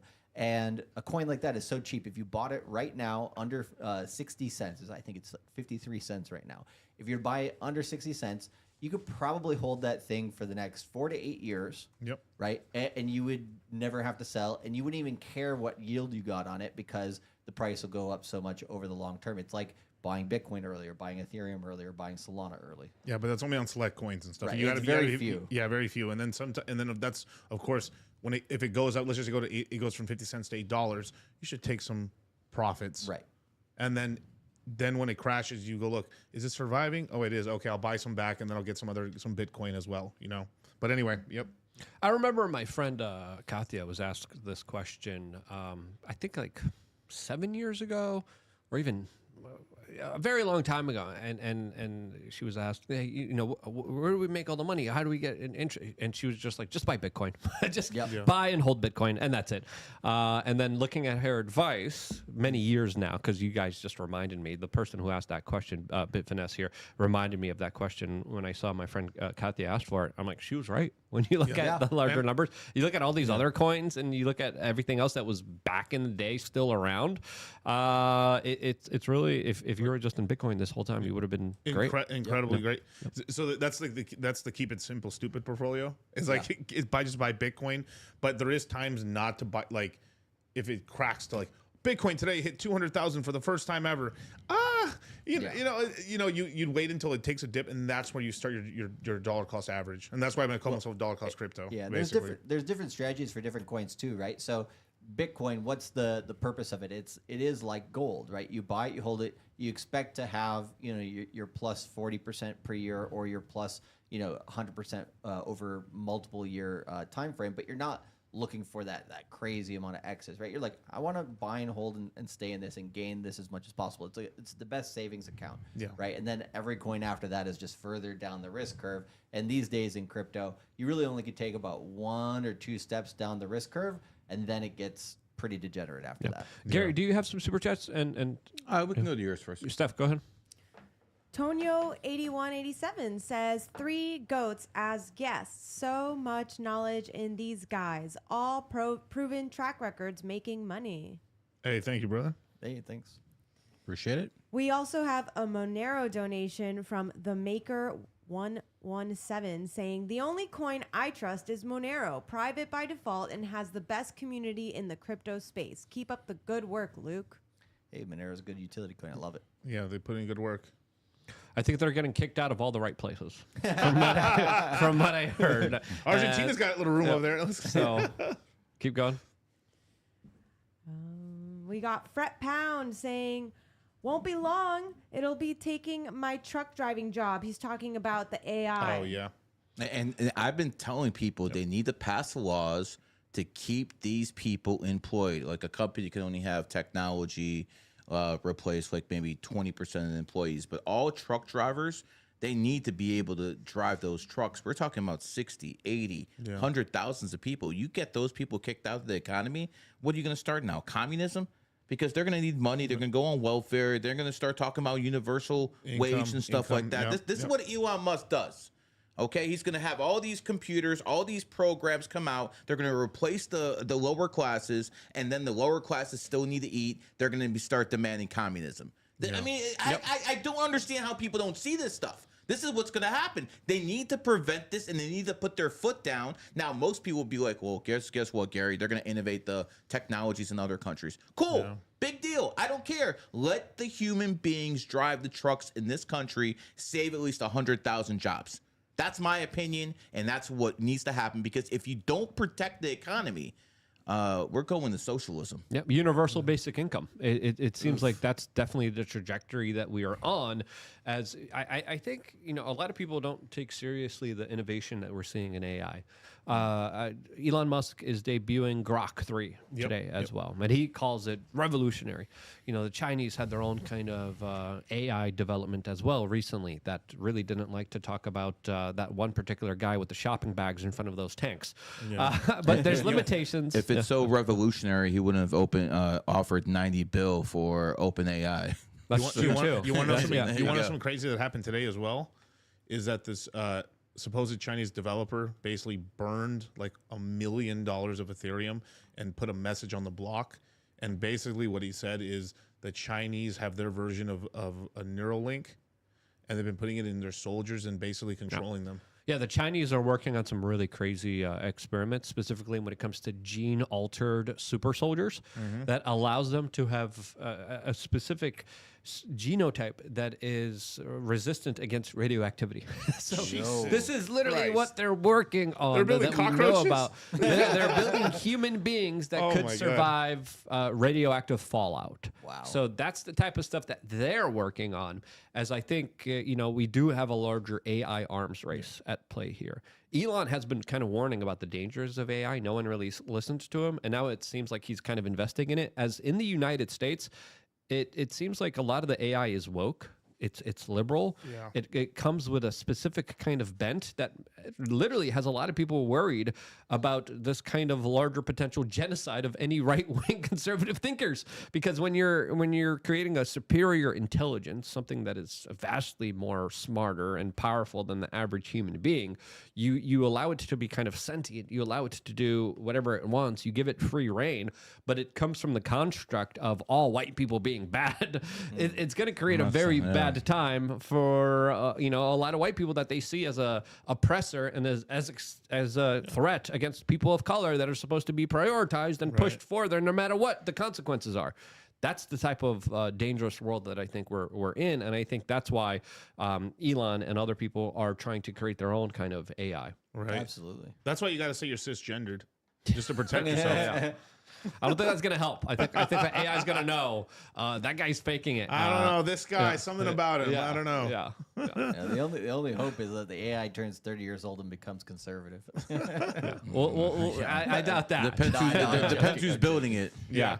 I mean, when you're building it and you're creating the framework for it and you're giving it its rules and you're saying this is good, this is bad, this is the way that our society works, this is how it operates, this is how bad white people are, this is how we have to represent them, this is the opportunities we have to take away from them, this is the oppressor here, these are the bad guys. When you're teaching that to something that is a threat against humanity, that's trouble. Yep. That's trouble right there. And what do you think the Chinese are programming their AI to think? Nothing specifically good. about No, America, Winnie the specifically Pooh's about bad. the United States. And our culture Right. and our freedoms and the Constitution and our Bill of Rights.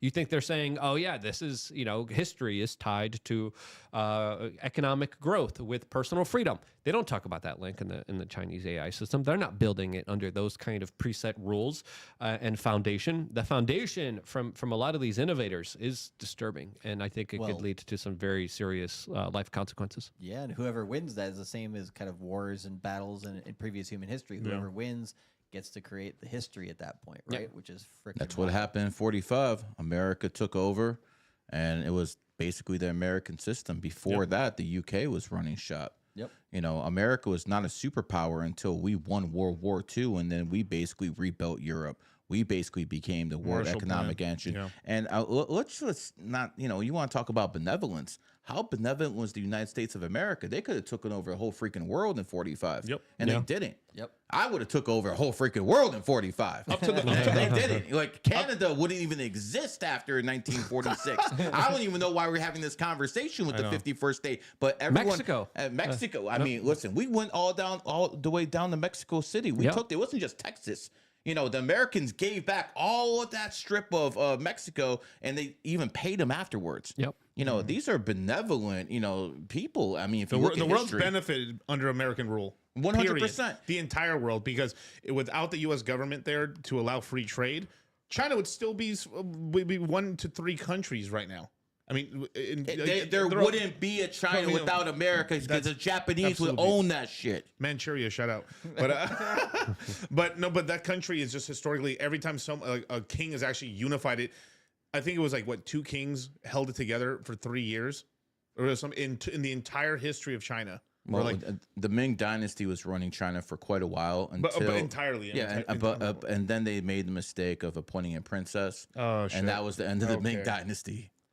Anyways, let me do a super chat real quick. Shout out to Queen Elizabeth. Lost the whole. I always want and the UK downgraded in power under her rule. Under rule, they lost the entire empire Under her. The woman's rule, they lost the whole empire. Again, coincidence, I know, guys. No wonder they were parading her around Whoa.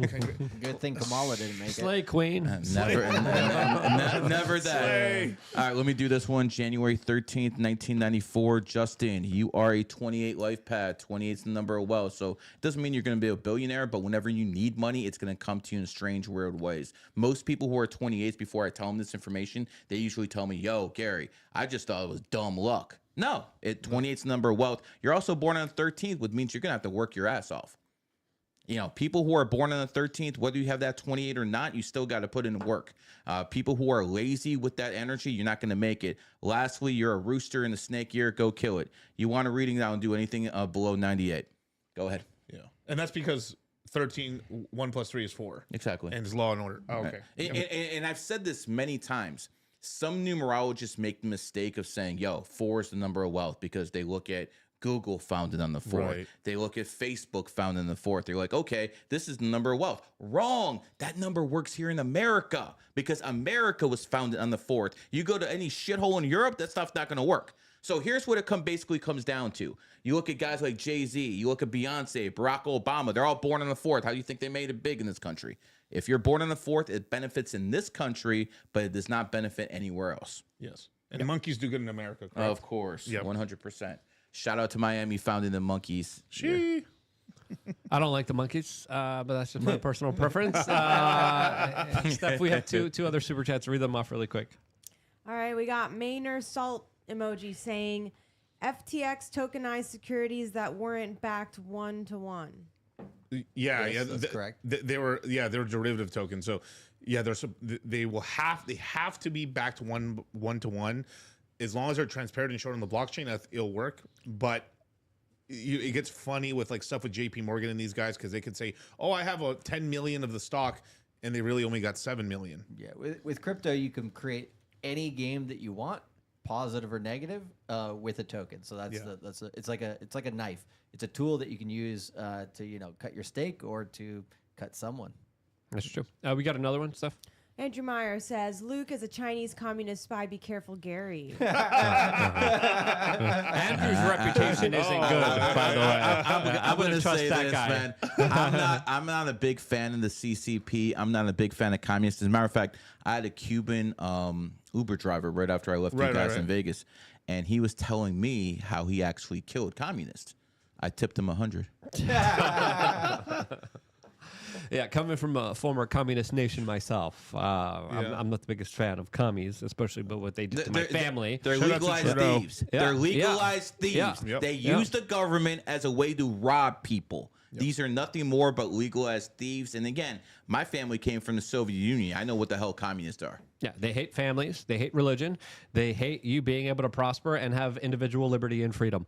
That's the ethos of communism, and a lot of what Black Lives Matter stood behind, a lot of what a lot of the bigger institutions in our country stood behind. And I think we're living in a new day and age under Donald Trump where finally that's being recalled. We have 2 Finally. million black millionaires in America. Sheesh. Like less than 150,000 in the rest of the world.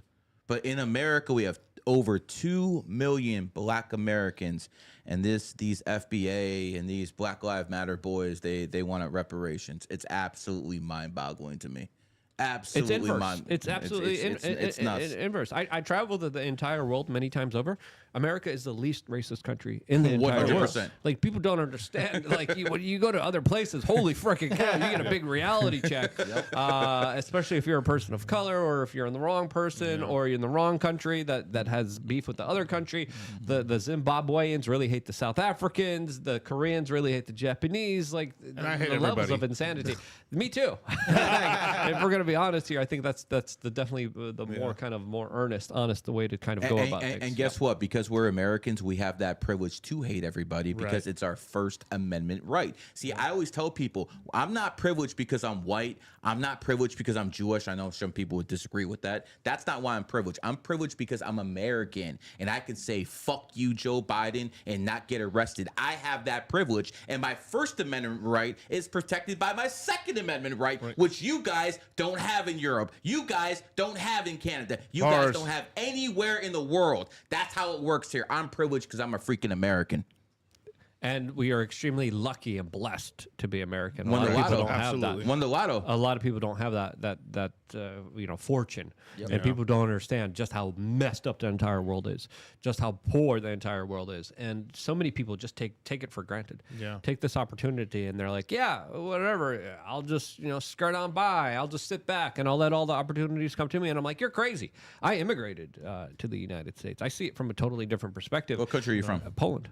Makes sense. So That was under Soviet Union for a long time. yeah, I was born into communism. I was born into my and again, I was still a little baby when all of it was unfolding and unraveling. But the significant stories that my family members still tell me about the state, wars. the government, the crackdowns, the kind of attack on religion, on family, the attack on individuals just trying to get by and live their lives here.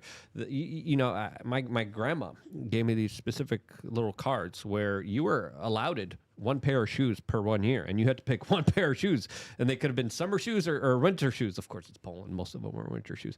You were, allowed a little bit of meat, a little bit of fruit, and you had to go with these special government handout little papers, and you had to cut them off and give them to the store clerk in order to get your kind of mandatory government rations that they were giving to you. There wasn't any kind of free market. There wasn't any kind of capitalism. It was the state saying, "Oh, you help us out. You support the state. You crack down on the protest. You'll get the better homes. You'll get the better cards. You'll get more handouts from the government," which literally was all done through these little papers. Which is A stipend system. yeah. Well, and that's why UBI is so dangerous. Like I don't think people understand why the universal basic income would be so dangerous, and it leads to exactly that. It's communism. Yeah, it's communism and the entitlement of people to be like, well, I deserve this, just because I'm breathing air, and it's like, no, you got to work for it. Yeah.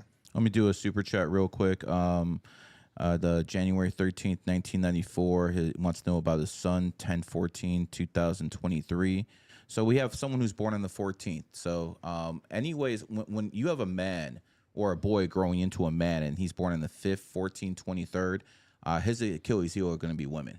You got a guy like Deshaun, what's his name? Deshaun Watson with the Cleveland Browns. He loves his massage parlors.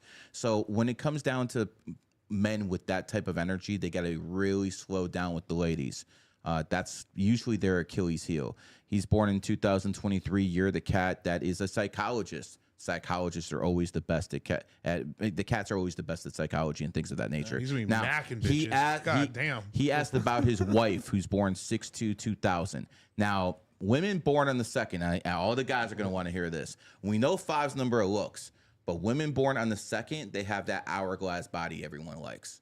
Because 2 is feminine energy. So women who are born in the 2nd have extremely feminine bodies. So, she's also Dragon 1. So she definitely has a little outfit her, because any woman with 1 energy or in Dragon energy is going to have that. But at the end of the day, sounds like a very, very good marriage you guys have.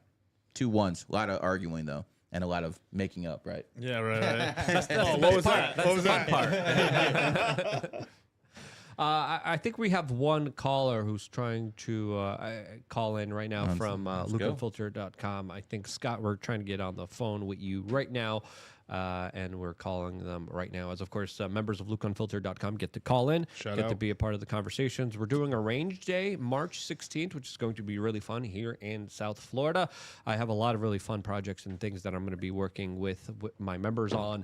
I'm going to be shooting more videos, more content for you guys. We have like a 30-minute Roger Stone video up right now just for members, which is really awesome. He's literally giving me a complete makeover, so that's going to be a hilarious video.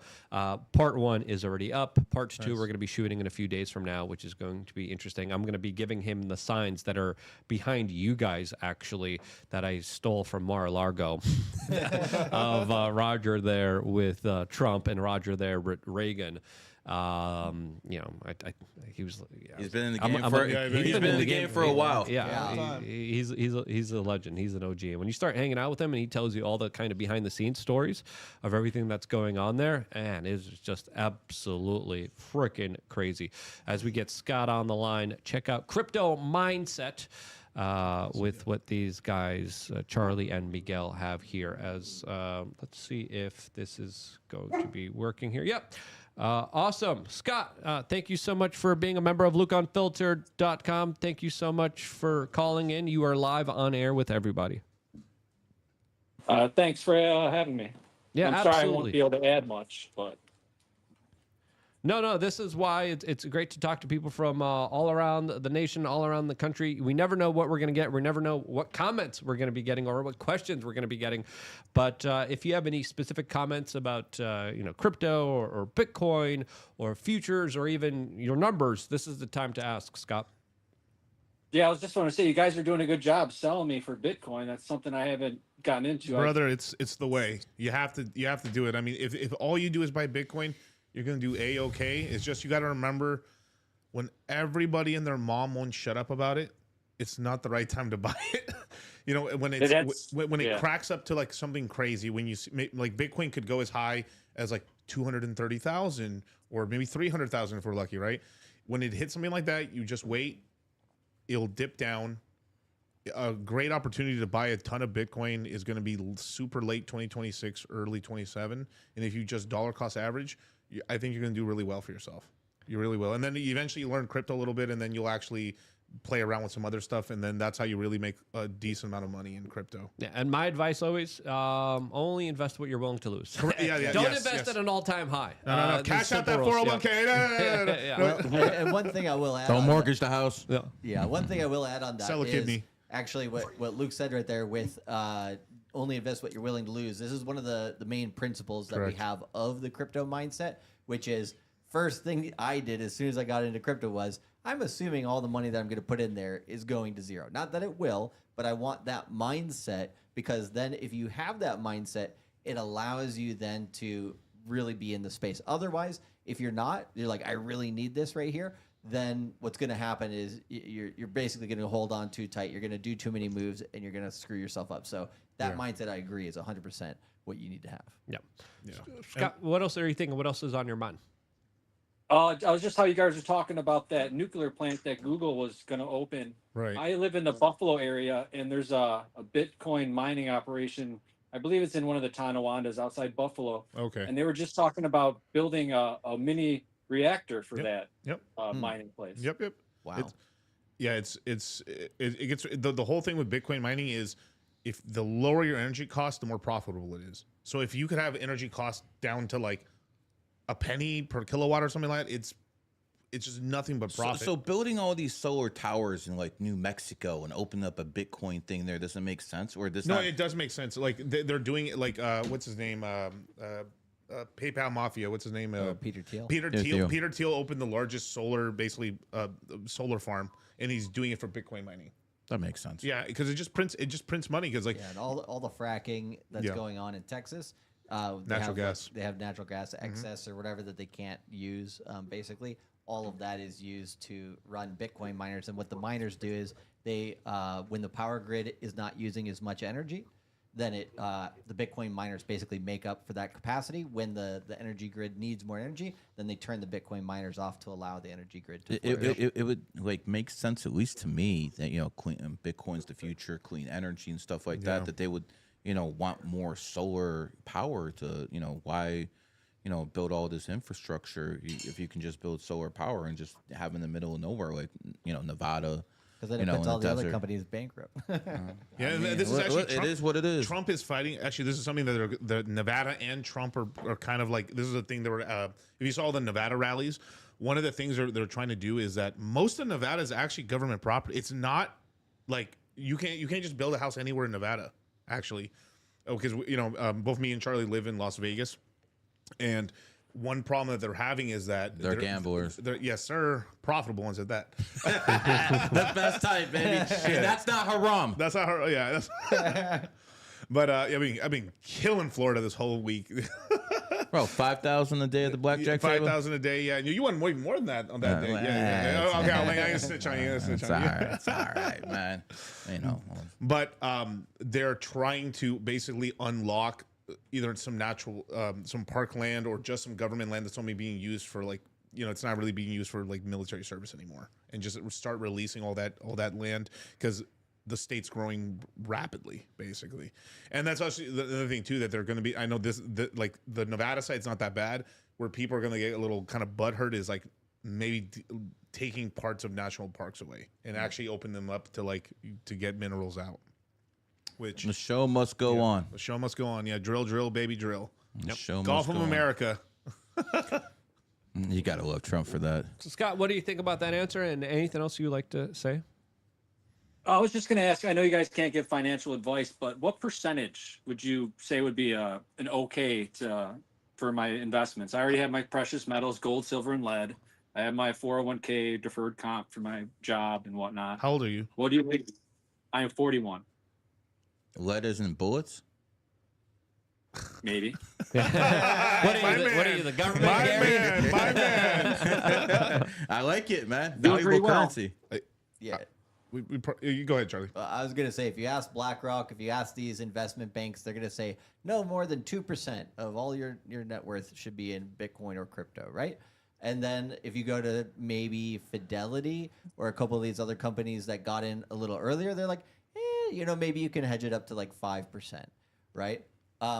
Personally, we are like 99.99999% in crypto, and so obviously there's different levels in between there. And the reason why Miguel's asking about the age is because the older you are, the harder it is to make money back. So you want to treat it as a little bit more of a stable savings. So, personally, with family, friends, everybody, I say, hey, get in with like 5% of your net worth to begin with. Just have some skin in the game. See how it goes. Buy the simple stuff. Bitcoin, Ethereum, Solana, Sui, Sonic are all pretty decent right now. And then, sit on them, right? And then once you learn and you understand this industry, which is why we do the course, so then you go through it and you really understand what you're holding and how to manage it, then you can increase it to, maybe 10%. There's a lot of people who take our course that they're like, shit, I took all, my gold and my silver and I sold it for crypto. Like one of my family members did that. They made a ton of money, and then you can buy it all back. Right. And so there's a lot of different ways to play this game, and everybody kind of has like a different scenario of what they are willing to risk. But start it with a little bit of risk, and then I think 15 to 20% is the much more realistic sum. Let me tell you something. First of all, I'm not telling people to get rid of gold. I'm not telling people that maybe it's certain years you get rid of it, but overall, gold is always going to be a currency. No matter where you go in the world, you can go to a pawn shop and get money for gold. It's more difficult to do that with crypto. You need actual power and stuff like that. So never get rid of your gold. Never get rid of your lead. As our friend noticed. But lead's a good investment. I mean, if you invested in lead, I mean, the price of it went up dramatically. Yeah, 100%. Especially after 2021 and 22. Especially the lead model types. Skyrocketed dramatically. So that was a smart investment on a lot of people. But Scott, just like anything, have multiple eggs, and once you're starting to like develop or sit on a new egg, just be careful with it, and be smart, be sound, and make sure you're making the right decisions. Nothing too crazy, nothing too insane, and I always preach caution, and I think caution is definitely never be afraid to learn. Never be afraid to learn. Yeah, that's the main thing. Is like, doesn't matter what age. We've had guys that come in the course that are like, what, 68, 68, almost 7 years old, and have done really well for themselves. But we've had to tell a couple of them, slow down there, buckaroo, bro. You're almost 7 years old. You can't go. You can't be in the trenches, homie. With the Social Security checks. We had to calm a couple people down and say, hey, because they're thinking about how much time do I have left on this earth. I need a party. Right? I need to bring this money up right now, and it's like, definitely not the right approach. Yeah. Let me do a super chat real quick. 720. Just really quick. Let's just leave the last word for Scott here. Scott, thank you so much for calling, and thank you so much for being a member. Anything else you want to say before getting out of here? Oh, I just want to let people know that it is true that the banks and the government are messing with you. I had issues trying to renew my subscription, and the bank was saying that you were some type of scammer. And I actually had to call up their customer service and have them like put into my account that you are real and to pay you. So it is real. They are messing with you. So Scott, wow, I didn't even know about this. I'm sorry. I might have sent a couple mean emails back and forth to someone, and I apologize now. No, it's totally okay. I would be frustrated too, especially with that larger issue. But Thank you so much for being a member. We're going to try to look into that, Scott, but that's definitely concerning and shocking. Yeah. Like, what the hell? Do you know? I don't know if you're at liberty. We'll talk afterwards. Let's chat, because now you have my personal messaging platform where we could talk to each other one-on-one now by becoming a member. So I'll talk to you, and then I'll ask you more questions in order so we could try to fix that. But that's definitely very worrying and very concerning. It's squared away on my end. Like we're good, but Yeah, but it the is average real that we're person won't messing. do that, and that could explain why we're having a larger kind of financial issues that we do behind the scenes. So, Scott, thank you so much for telling us about this. Thank you so much for being patient. Thank you so much for calling and asking so many insightful questions. I really appreciate you a lot. All right, you guys have a good day. All right. Thank you, Stay Scott. safe. Appreciate you. I'm so with him on the lead, bro. Yeah. I'm so Smart with him. investment. Yeah. Anyway, let me get this one super chat in. 7/23, 1989, 3 life path, born in the year of the snake. So obviously, snake year. People who are snakes have to go hard. It was great watching Snake DeMar DeRozan hit that game winner with a few seconds left. I'm like, Snake, baby, I knew he'd do it. You want to get the ball in the Snake's hands this year. No matter what sport you're looking at, the Snakes will dominate. As a person, you're a 3 life path, which means you're the communicator. Yeah, people who are 3s have to be in the sales. People who are 3s have to be the guys who know how to network, know how to get everyone around them. As a person who's born on the 23rd, you're going to have to travel quite a bit. And but looking at your birthday, you definitely do.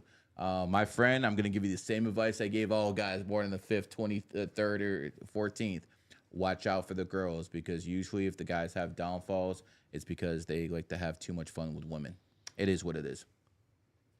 Gary's cooking, but he's Hebrewing right now, man. My God. I like that. He brewing. Good pun on there. Sounds like a witch we or got another.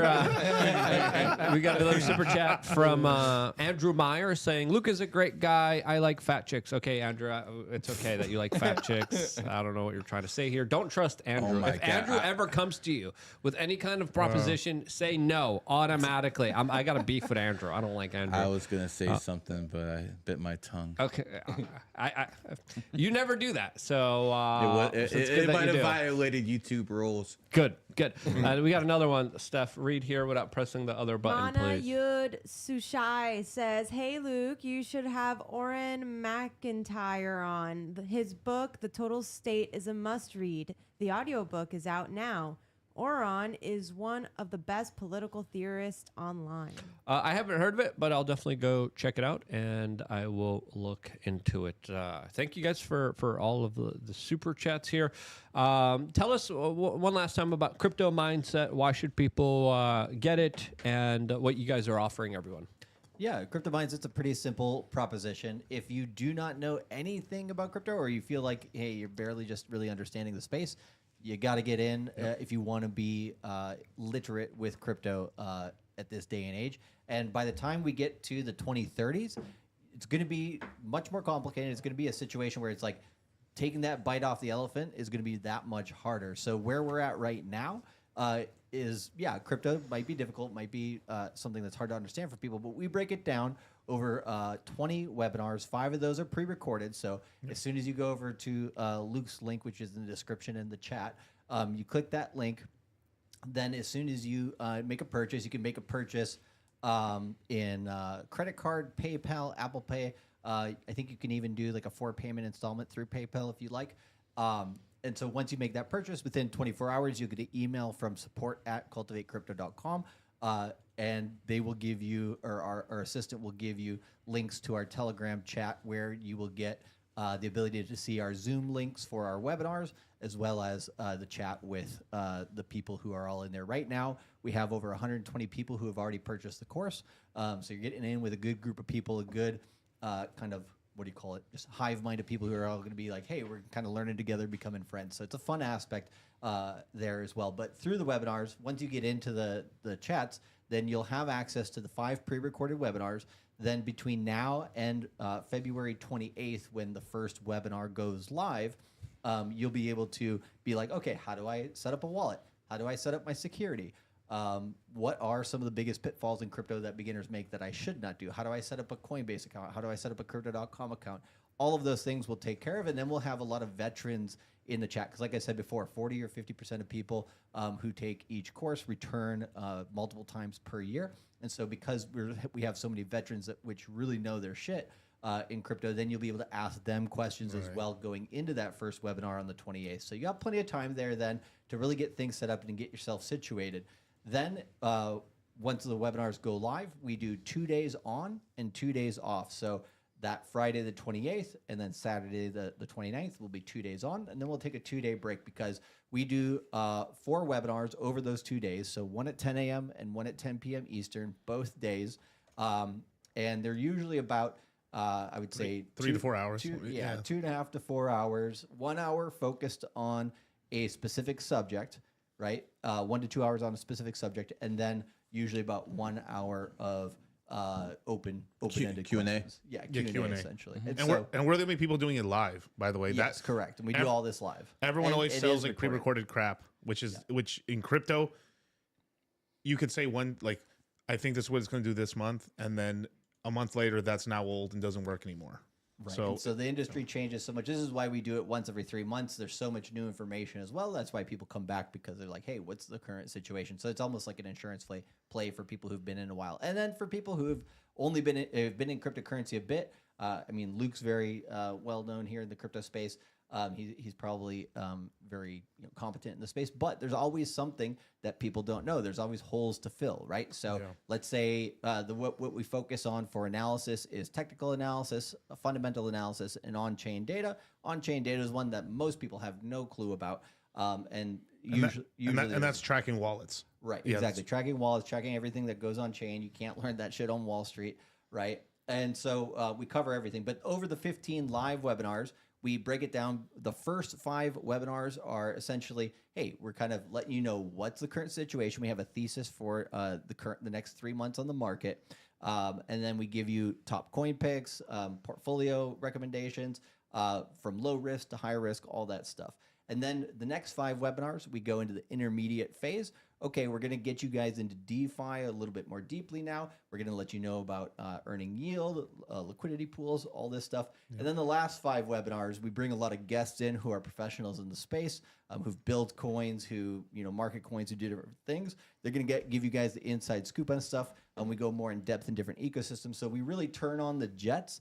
And the last 5 webinars, everybody's like, I got to watch those ones at least twice. But there's always 1 or 2 webinars within the whole thing. For different people, it's different webinars, but there's always a handful of webinars where everybody's like, damn, that one webinar or that one section, that 1 hour of those hours of content or whatever, that's, what made me a lot of money this quarter. Because because we have plenty of guys that have made millions of dollars because we've been doing this for 4 years now.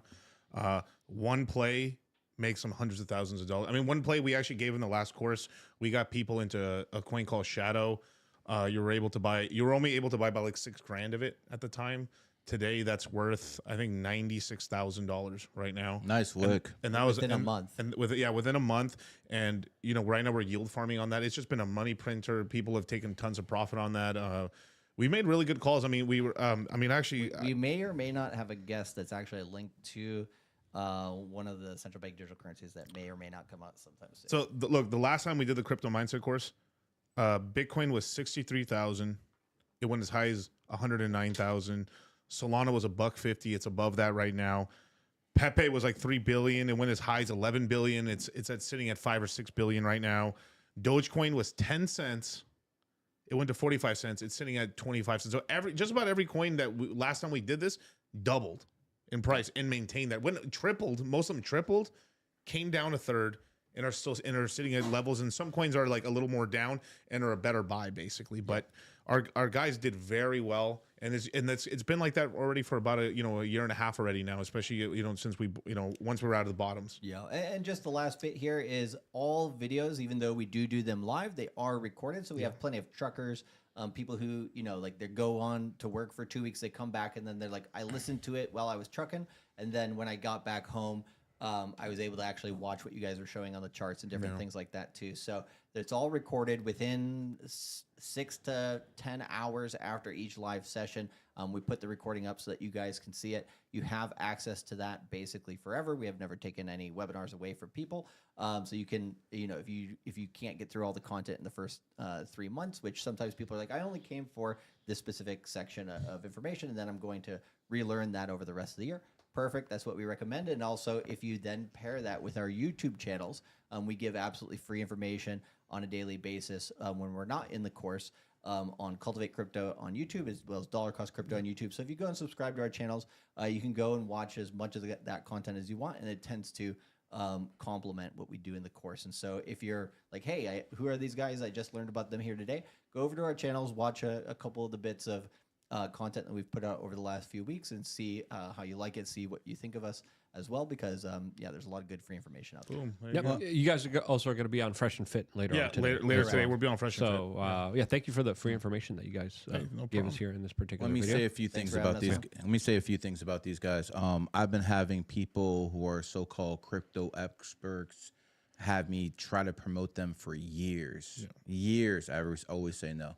Every single time I say no, because my reputation means a lot to me. And quite frankly, I'm doing too good to start scamming people. Okay, I'm not doing that. Most of these guys who are in the crypto space, who are running these rooms, they're kids. Yeah. They're in their 19, 20, 22, 23 years old. They don't know what the hell they're doing. They might know the technical, but they don't have the market skills. They don't have the expertise. These guys are grown men. These are not kids. They're also multi-millionaires. Correct. They're not going to scam you over a couple grand, okay? This is not what they do this for. Our reputation is worth more than that. They want to be able to go to the top people in the space and be like, yo, this is who I am. And they'll get, and people in the crypto space know who the scammers are. They're not and never have been associated with any scamming whatsoever. So when I basically tell people, yo, these guys are legit, they're legit. This guy over here is a 7 life path. You know, he's brave. He's got a pink shirt on, for God's sake. You know he's a brave man. Tiger over here. This man over here is a 33 life path. Yes, sir. You know, that's why he's sitting next to me. 33 privilege, and we kill it at the casino together. Yeah, we kill it. We absolutely kill it at the casino together. And let me just say this. It's 2025. It is 2025 right now. If you don't have your bag secured by the end of this decade, you're cooked. If you don't have your bag secured by the end of this decade, you're done, because we're moving more from a capitalistic society more to a socialistic society. It's happening. Universal wage, we can delay it as much as we want, but at some point it's going to come. When it comes, that means people will not have the ability to get to the top anymore. Right. You have 4-5 years max to get that back. If you don't get it by then, you're going to be a pleb for the rest of your freaking life. And I understand some of you guys are going to say, yo, this is all materialism. None of this matters. Let me make this clear. I've been married for 20 years. I got 2 healthy kids. Families first, no doubt. But guess what? This makes life easier. Right. You best go get your bag the next 4 or 5 years, or you're cooked. Money is energy, you guys. And cash rules everything around me. Cream, get the money. Well, it's a current, you know. Yeah, it's a currency. But no, I agree with the technological advancements, with the development of a technocratic society. It definitely does seem like the haves and have-nots are definitely bifurcating in a very crazy, wild, weird way, where this is going to blind so many people. This whole wave is going to come, and a lot of people aren't going to make it out. So truly, you got to be smart. You got to be on your toes. You got to be on your feet. You got to make sure you're making all the right moves and decisions for yourself, because I do really believe we are going to be headed towards some times very similar to serfdom, and worse now in a digital technocratic day and age where you have no privacy, no secrecy, and no ability to even make it ahead. I think right now we do have a little bit of a window, but as soon as that AI becomes sentient, as soon as there's singularity, as soon as there's people living forever, that's not a good thing. We're living in a 27, 28. Mark, well, watch 2027, 2028. AI is going to get really scary. Right when Trump's leaving. Right when Trump's leaving. It's going to get really scary. I'm telling you. That's when you get another doubling, and then they got all the energy online. And then now we got a weapon supercomputer that can actually attack and do things. Yep. It's going to get freaky. Skynet. And I'm telling you this as a crypto dork over here in the crypto space, and what little we saw of AI on our side, we're like, whoa. because I don't know. Well, we have we know somebody that was working with like OpenAI and working in that whole AI sector, and the stuff that they told us that's going on. I mean, it really freaked me out. I mean, to the point where like we're making sure to put ourselves in a position where we win on that, but also don't get hurt by that as well. So get your brand out, now. You got to understand all this technology so that you can utilize it and that it doesn't utilize you. Absolutely. That's right. 100%. Do you have any other super chats, Gary, you want to go through? Yeah, I'll do one more and then we'll go to yours. 5'2", 1983, female. I'm an 11 pit. Okay, so you're a pig, you know that. Hubby 9'6", 1982. Okay, so here's the thing. Your husband's an 8. You have that one quality, good relationship. I like it. Let's move in even further. He was in his enemy year last year. It's over for him, but your enemy year just started. Wow. And quite frankly, Texas is not the place for you because that's a snake state and you're a pig. So can you make it in Texas? Maybe if you're in Austin, which is a pig city. But other than that, it's not going to be beneficial to you at all. If you want to do real estate, I think that's great, but just not in Texas. So sorry, I hope that helps out. Daughter, 9/23, 2021. You know, one of the things I'm happy in life about, not just because I have a strong family and I got a couple of dollars, one of the things I'm happy about is I have 2 sons and not 2 daughters. Okay, because you know if the daughters looked anything like the mother did, I would have a lot of sleepless nights. Right, okay, right. So I'm very, very happy I don't have daughters. Now for this family over here who just sent me this super chat, you have a girl born on the 23rd. Yeah, bro. Daddy's gonna have a lot of sleepless nights because you have a very attractive daughter that's gonna grow up. My advice to you, she loves to travel. She's going to be pretty dominant because she's an ox. Make sure she knows what guys are all about. That's my advice to you because, listen, that's tough, bro. That's tough. I wouldn't want to be in that position. I just would not want to be in that position. So I thank the Prime creator up there for not at least letting me have that type of stress. I got enough. Absolutely. Beautiful. I think we have another one from Andrew Meyer saying, Luke read my super chat wrong. I don't think I did. I'm a little dyslexic, but you like fat chicks. It's okay. It's all right, man. It's totally fine. I mean, we get it. It's you know, it's what you like. For the So, pushing. no hard feelings here. Other than that, I think we should probably start to wrap things up and here because I got a bunch of other stuff I gotta work on and do. The Busy day never day. ends. I got another super chat here from G Rivas saying male, April 3rd, 1978. April 3rd, 1978. So we have a man who's born in the year of the horse. We have a man who's a 5 life path. So we obviously have a man who's extremely stubborn, a man who cares a lot about physical fitness, a man who's done quite well in life when it comes to finances. The thing is, you're a horse. Next year's a horse year. Go hard. And I bet you if you take a look at this guy, he doesn't look his age because he's born in the 3rd. Does Tom Cruise look like he's born in 1962? Not at all. Nah, probably not. So people born in the 3rd with that childlike energy, child starts with C, C is the 3rd letter, they actually age like wine. So even though he's a 78, just like me, he probably looks younger than me. Nice. Really great info. Thank you guys so much for sharing it. Thank you so much for coming here and being a part of this broadcast. Again, we don't really know when we're going to go live. We just kind of go live whenever we have great people in town. Whenever Gary's like, hey, I got call some, him up. Yo, I got Gary's some like, guests. Let's go. And I'm like, okay, yeah, let's make it happen. So if you're a member, you could call in at any time. I would click subscribe and the notification button because, again, we don't know exactly when we're going to go live the next time, but we will. Well, we're still trying to work some other things out with another company. Hopefully everything will be worked out here. But Charlie, Miguel, where can people find out more information about you guys? Yeah, you can find me at Dollar Cost Crypto, Instagram, YouTube, Twitter. And verified everywhere. I got a check mark and stuff. If it doesn't have a check mark, that's not me. Yep. And, Lots of scammers out there. So many Lots. people with fake names. When you start having money and people start seeing dollar bills, the scammers come. Like there's people pretending to be me on Twitter, on IG, on TikTok, messaging people saying, love and light, I want to give you a reading. Listen, I'm going to tell you right now, I'm not broke. I'm not going to go to you begging for money. If someone comes in your DM, says they're me, and they're asking you for money, it's a scam. It's a scam. Yeah. Yep, absolutely. Yeah, and for me, you can just go to Cultivate Crypto on YouTube, Twitter, and Instagram as well. So yeah, follow us and get that free info as well. Thank you, Charlie. Gary, where can people find out more information about you? Well, I mean, Elon Musk made sure Twitter is an option, so We're live on Twitter now. So you're right. live. You're live on Twitter right now.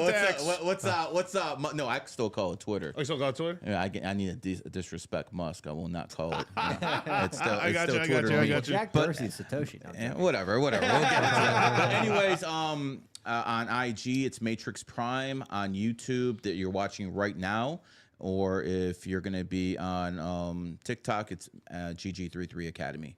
Awesome. Steph, You can find me on X at StepWRC. where's that Powerpuff girl there? Atlas already knows that we're out. The cone's off Atlas couch. Look at that. She's a healthy, happy dog.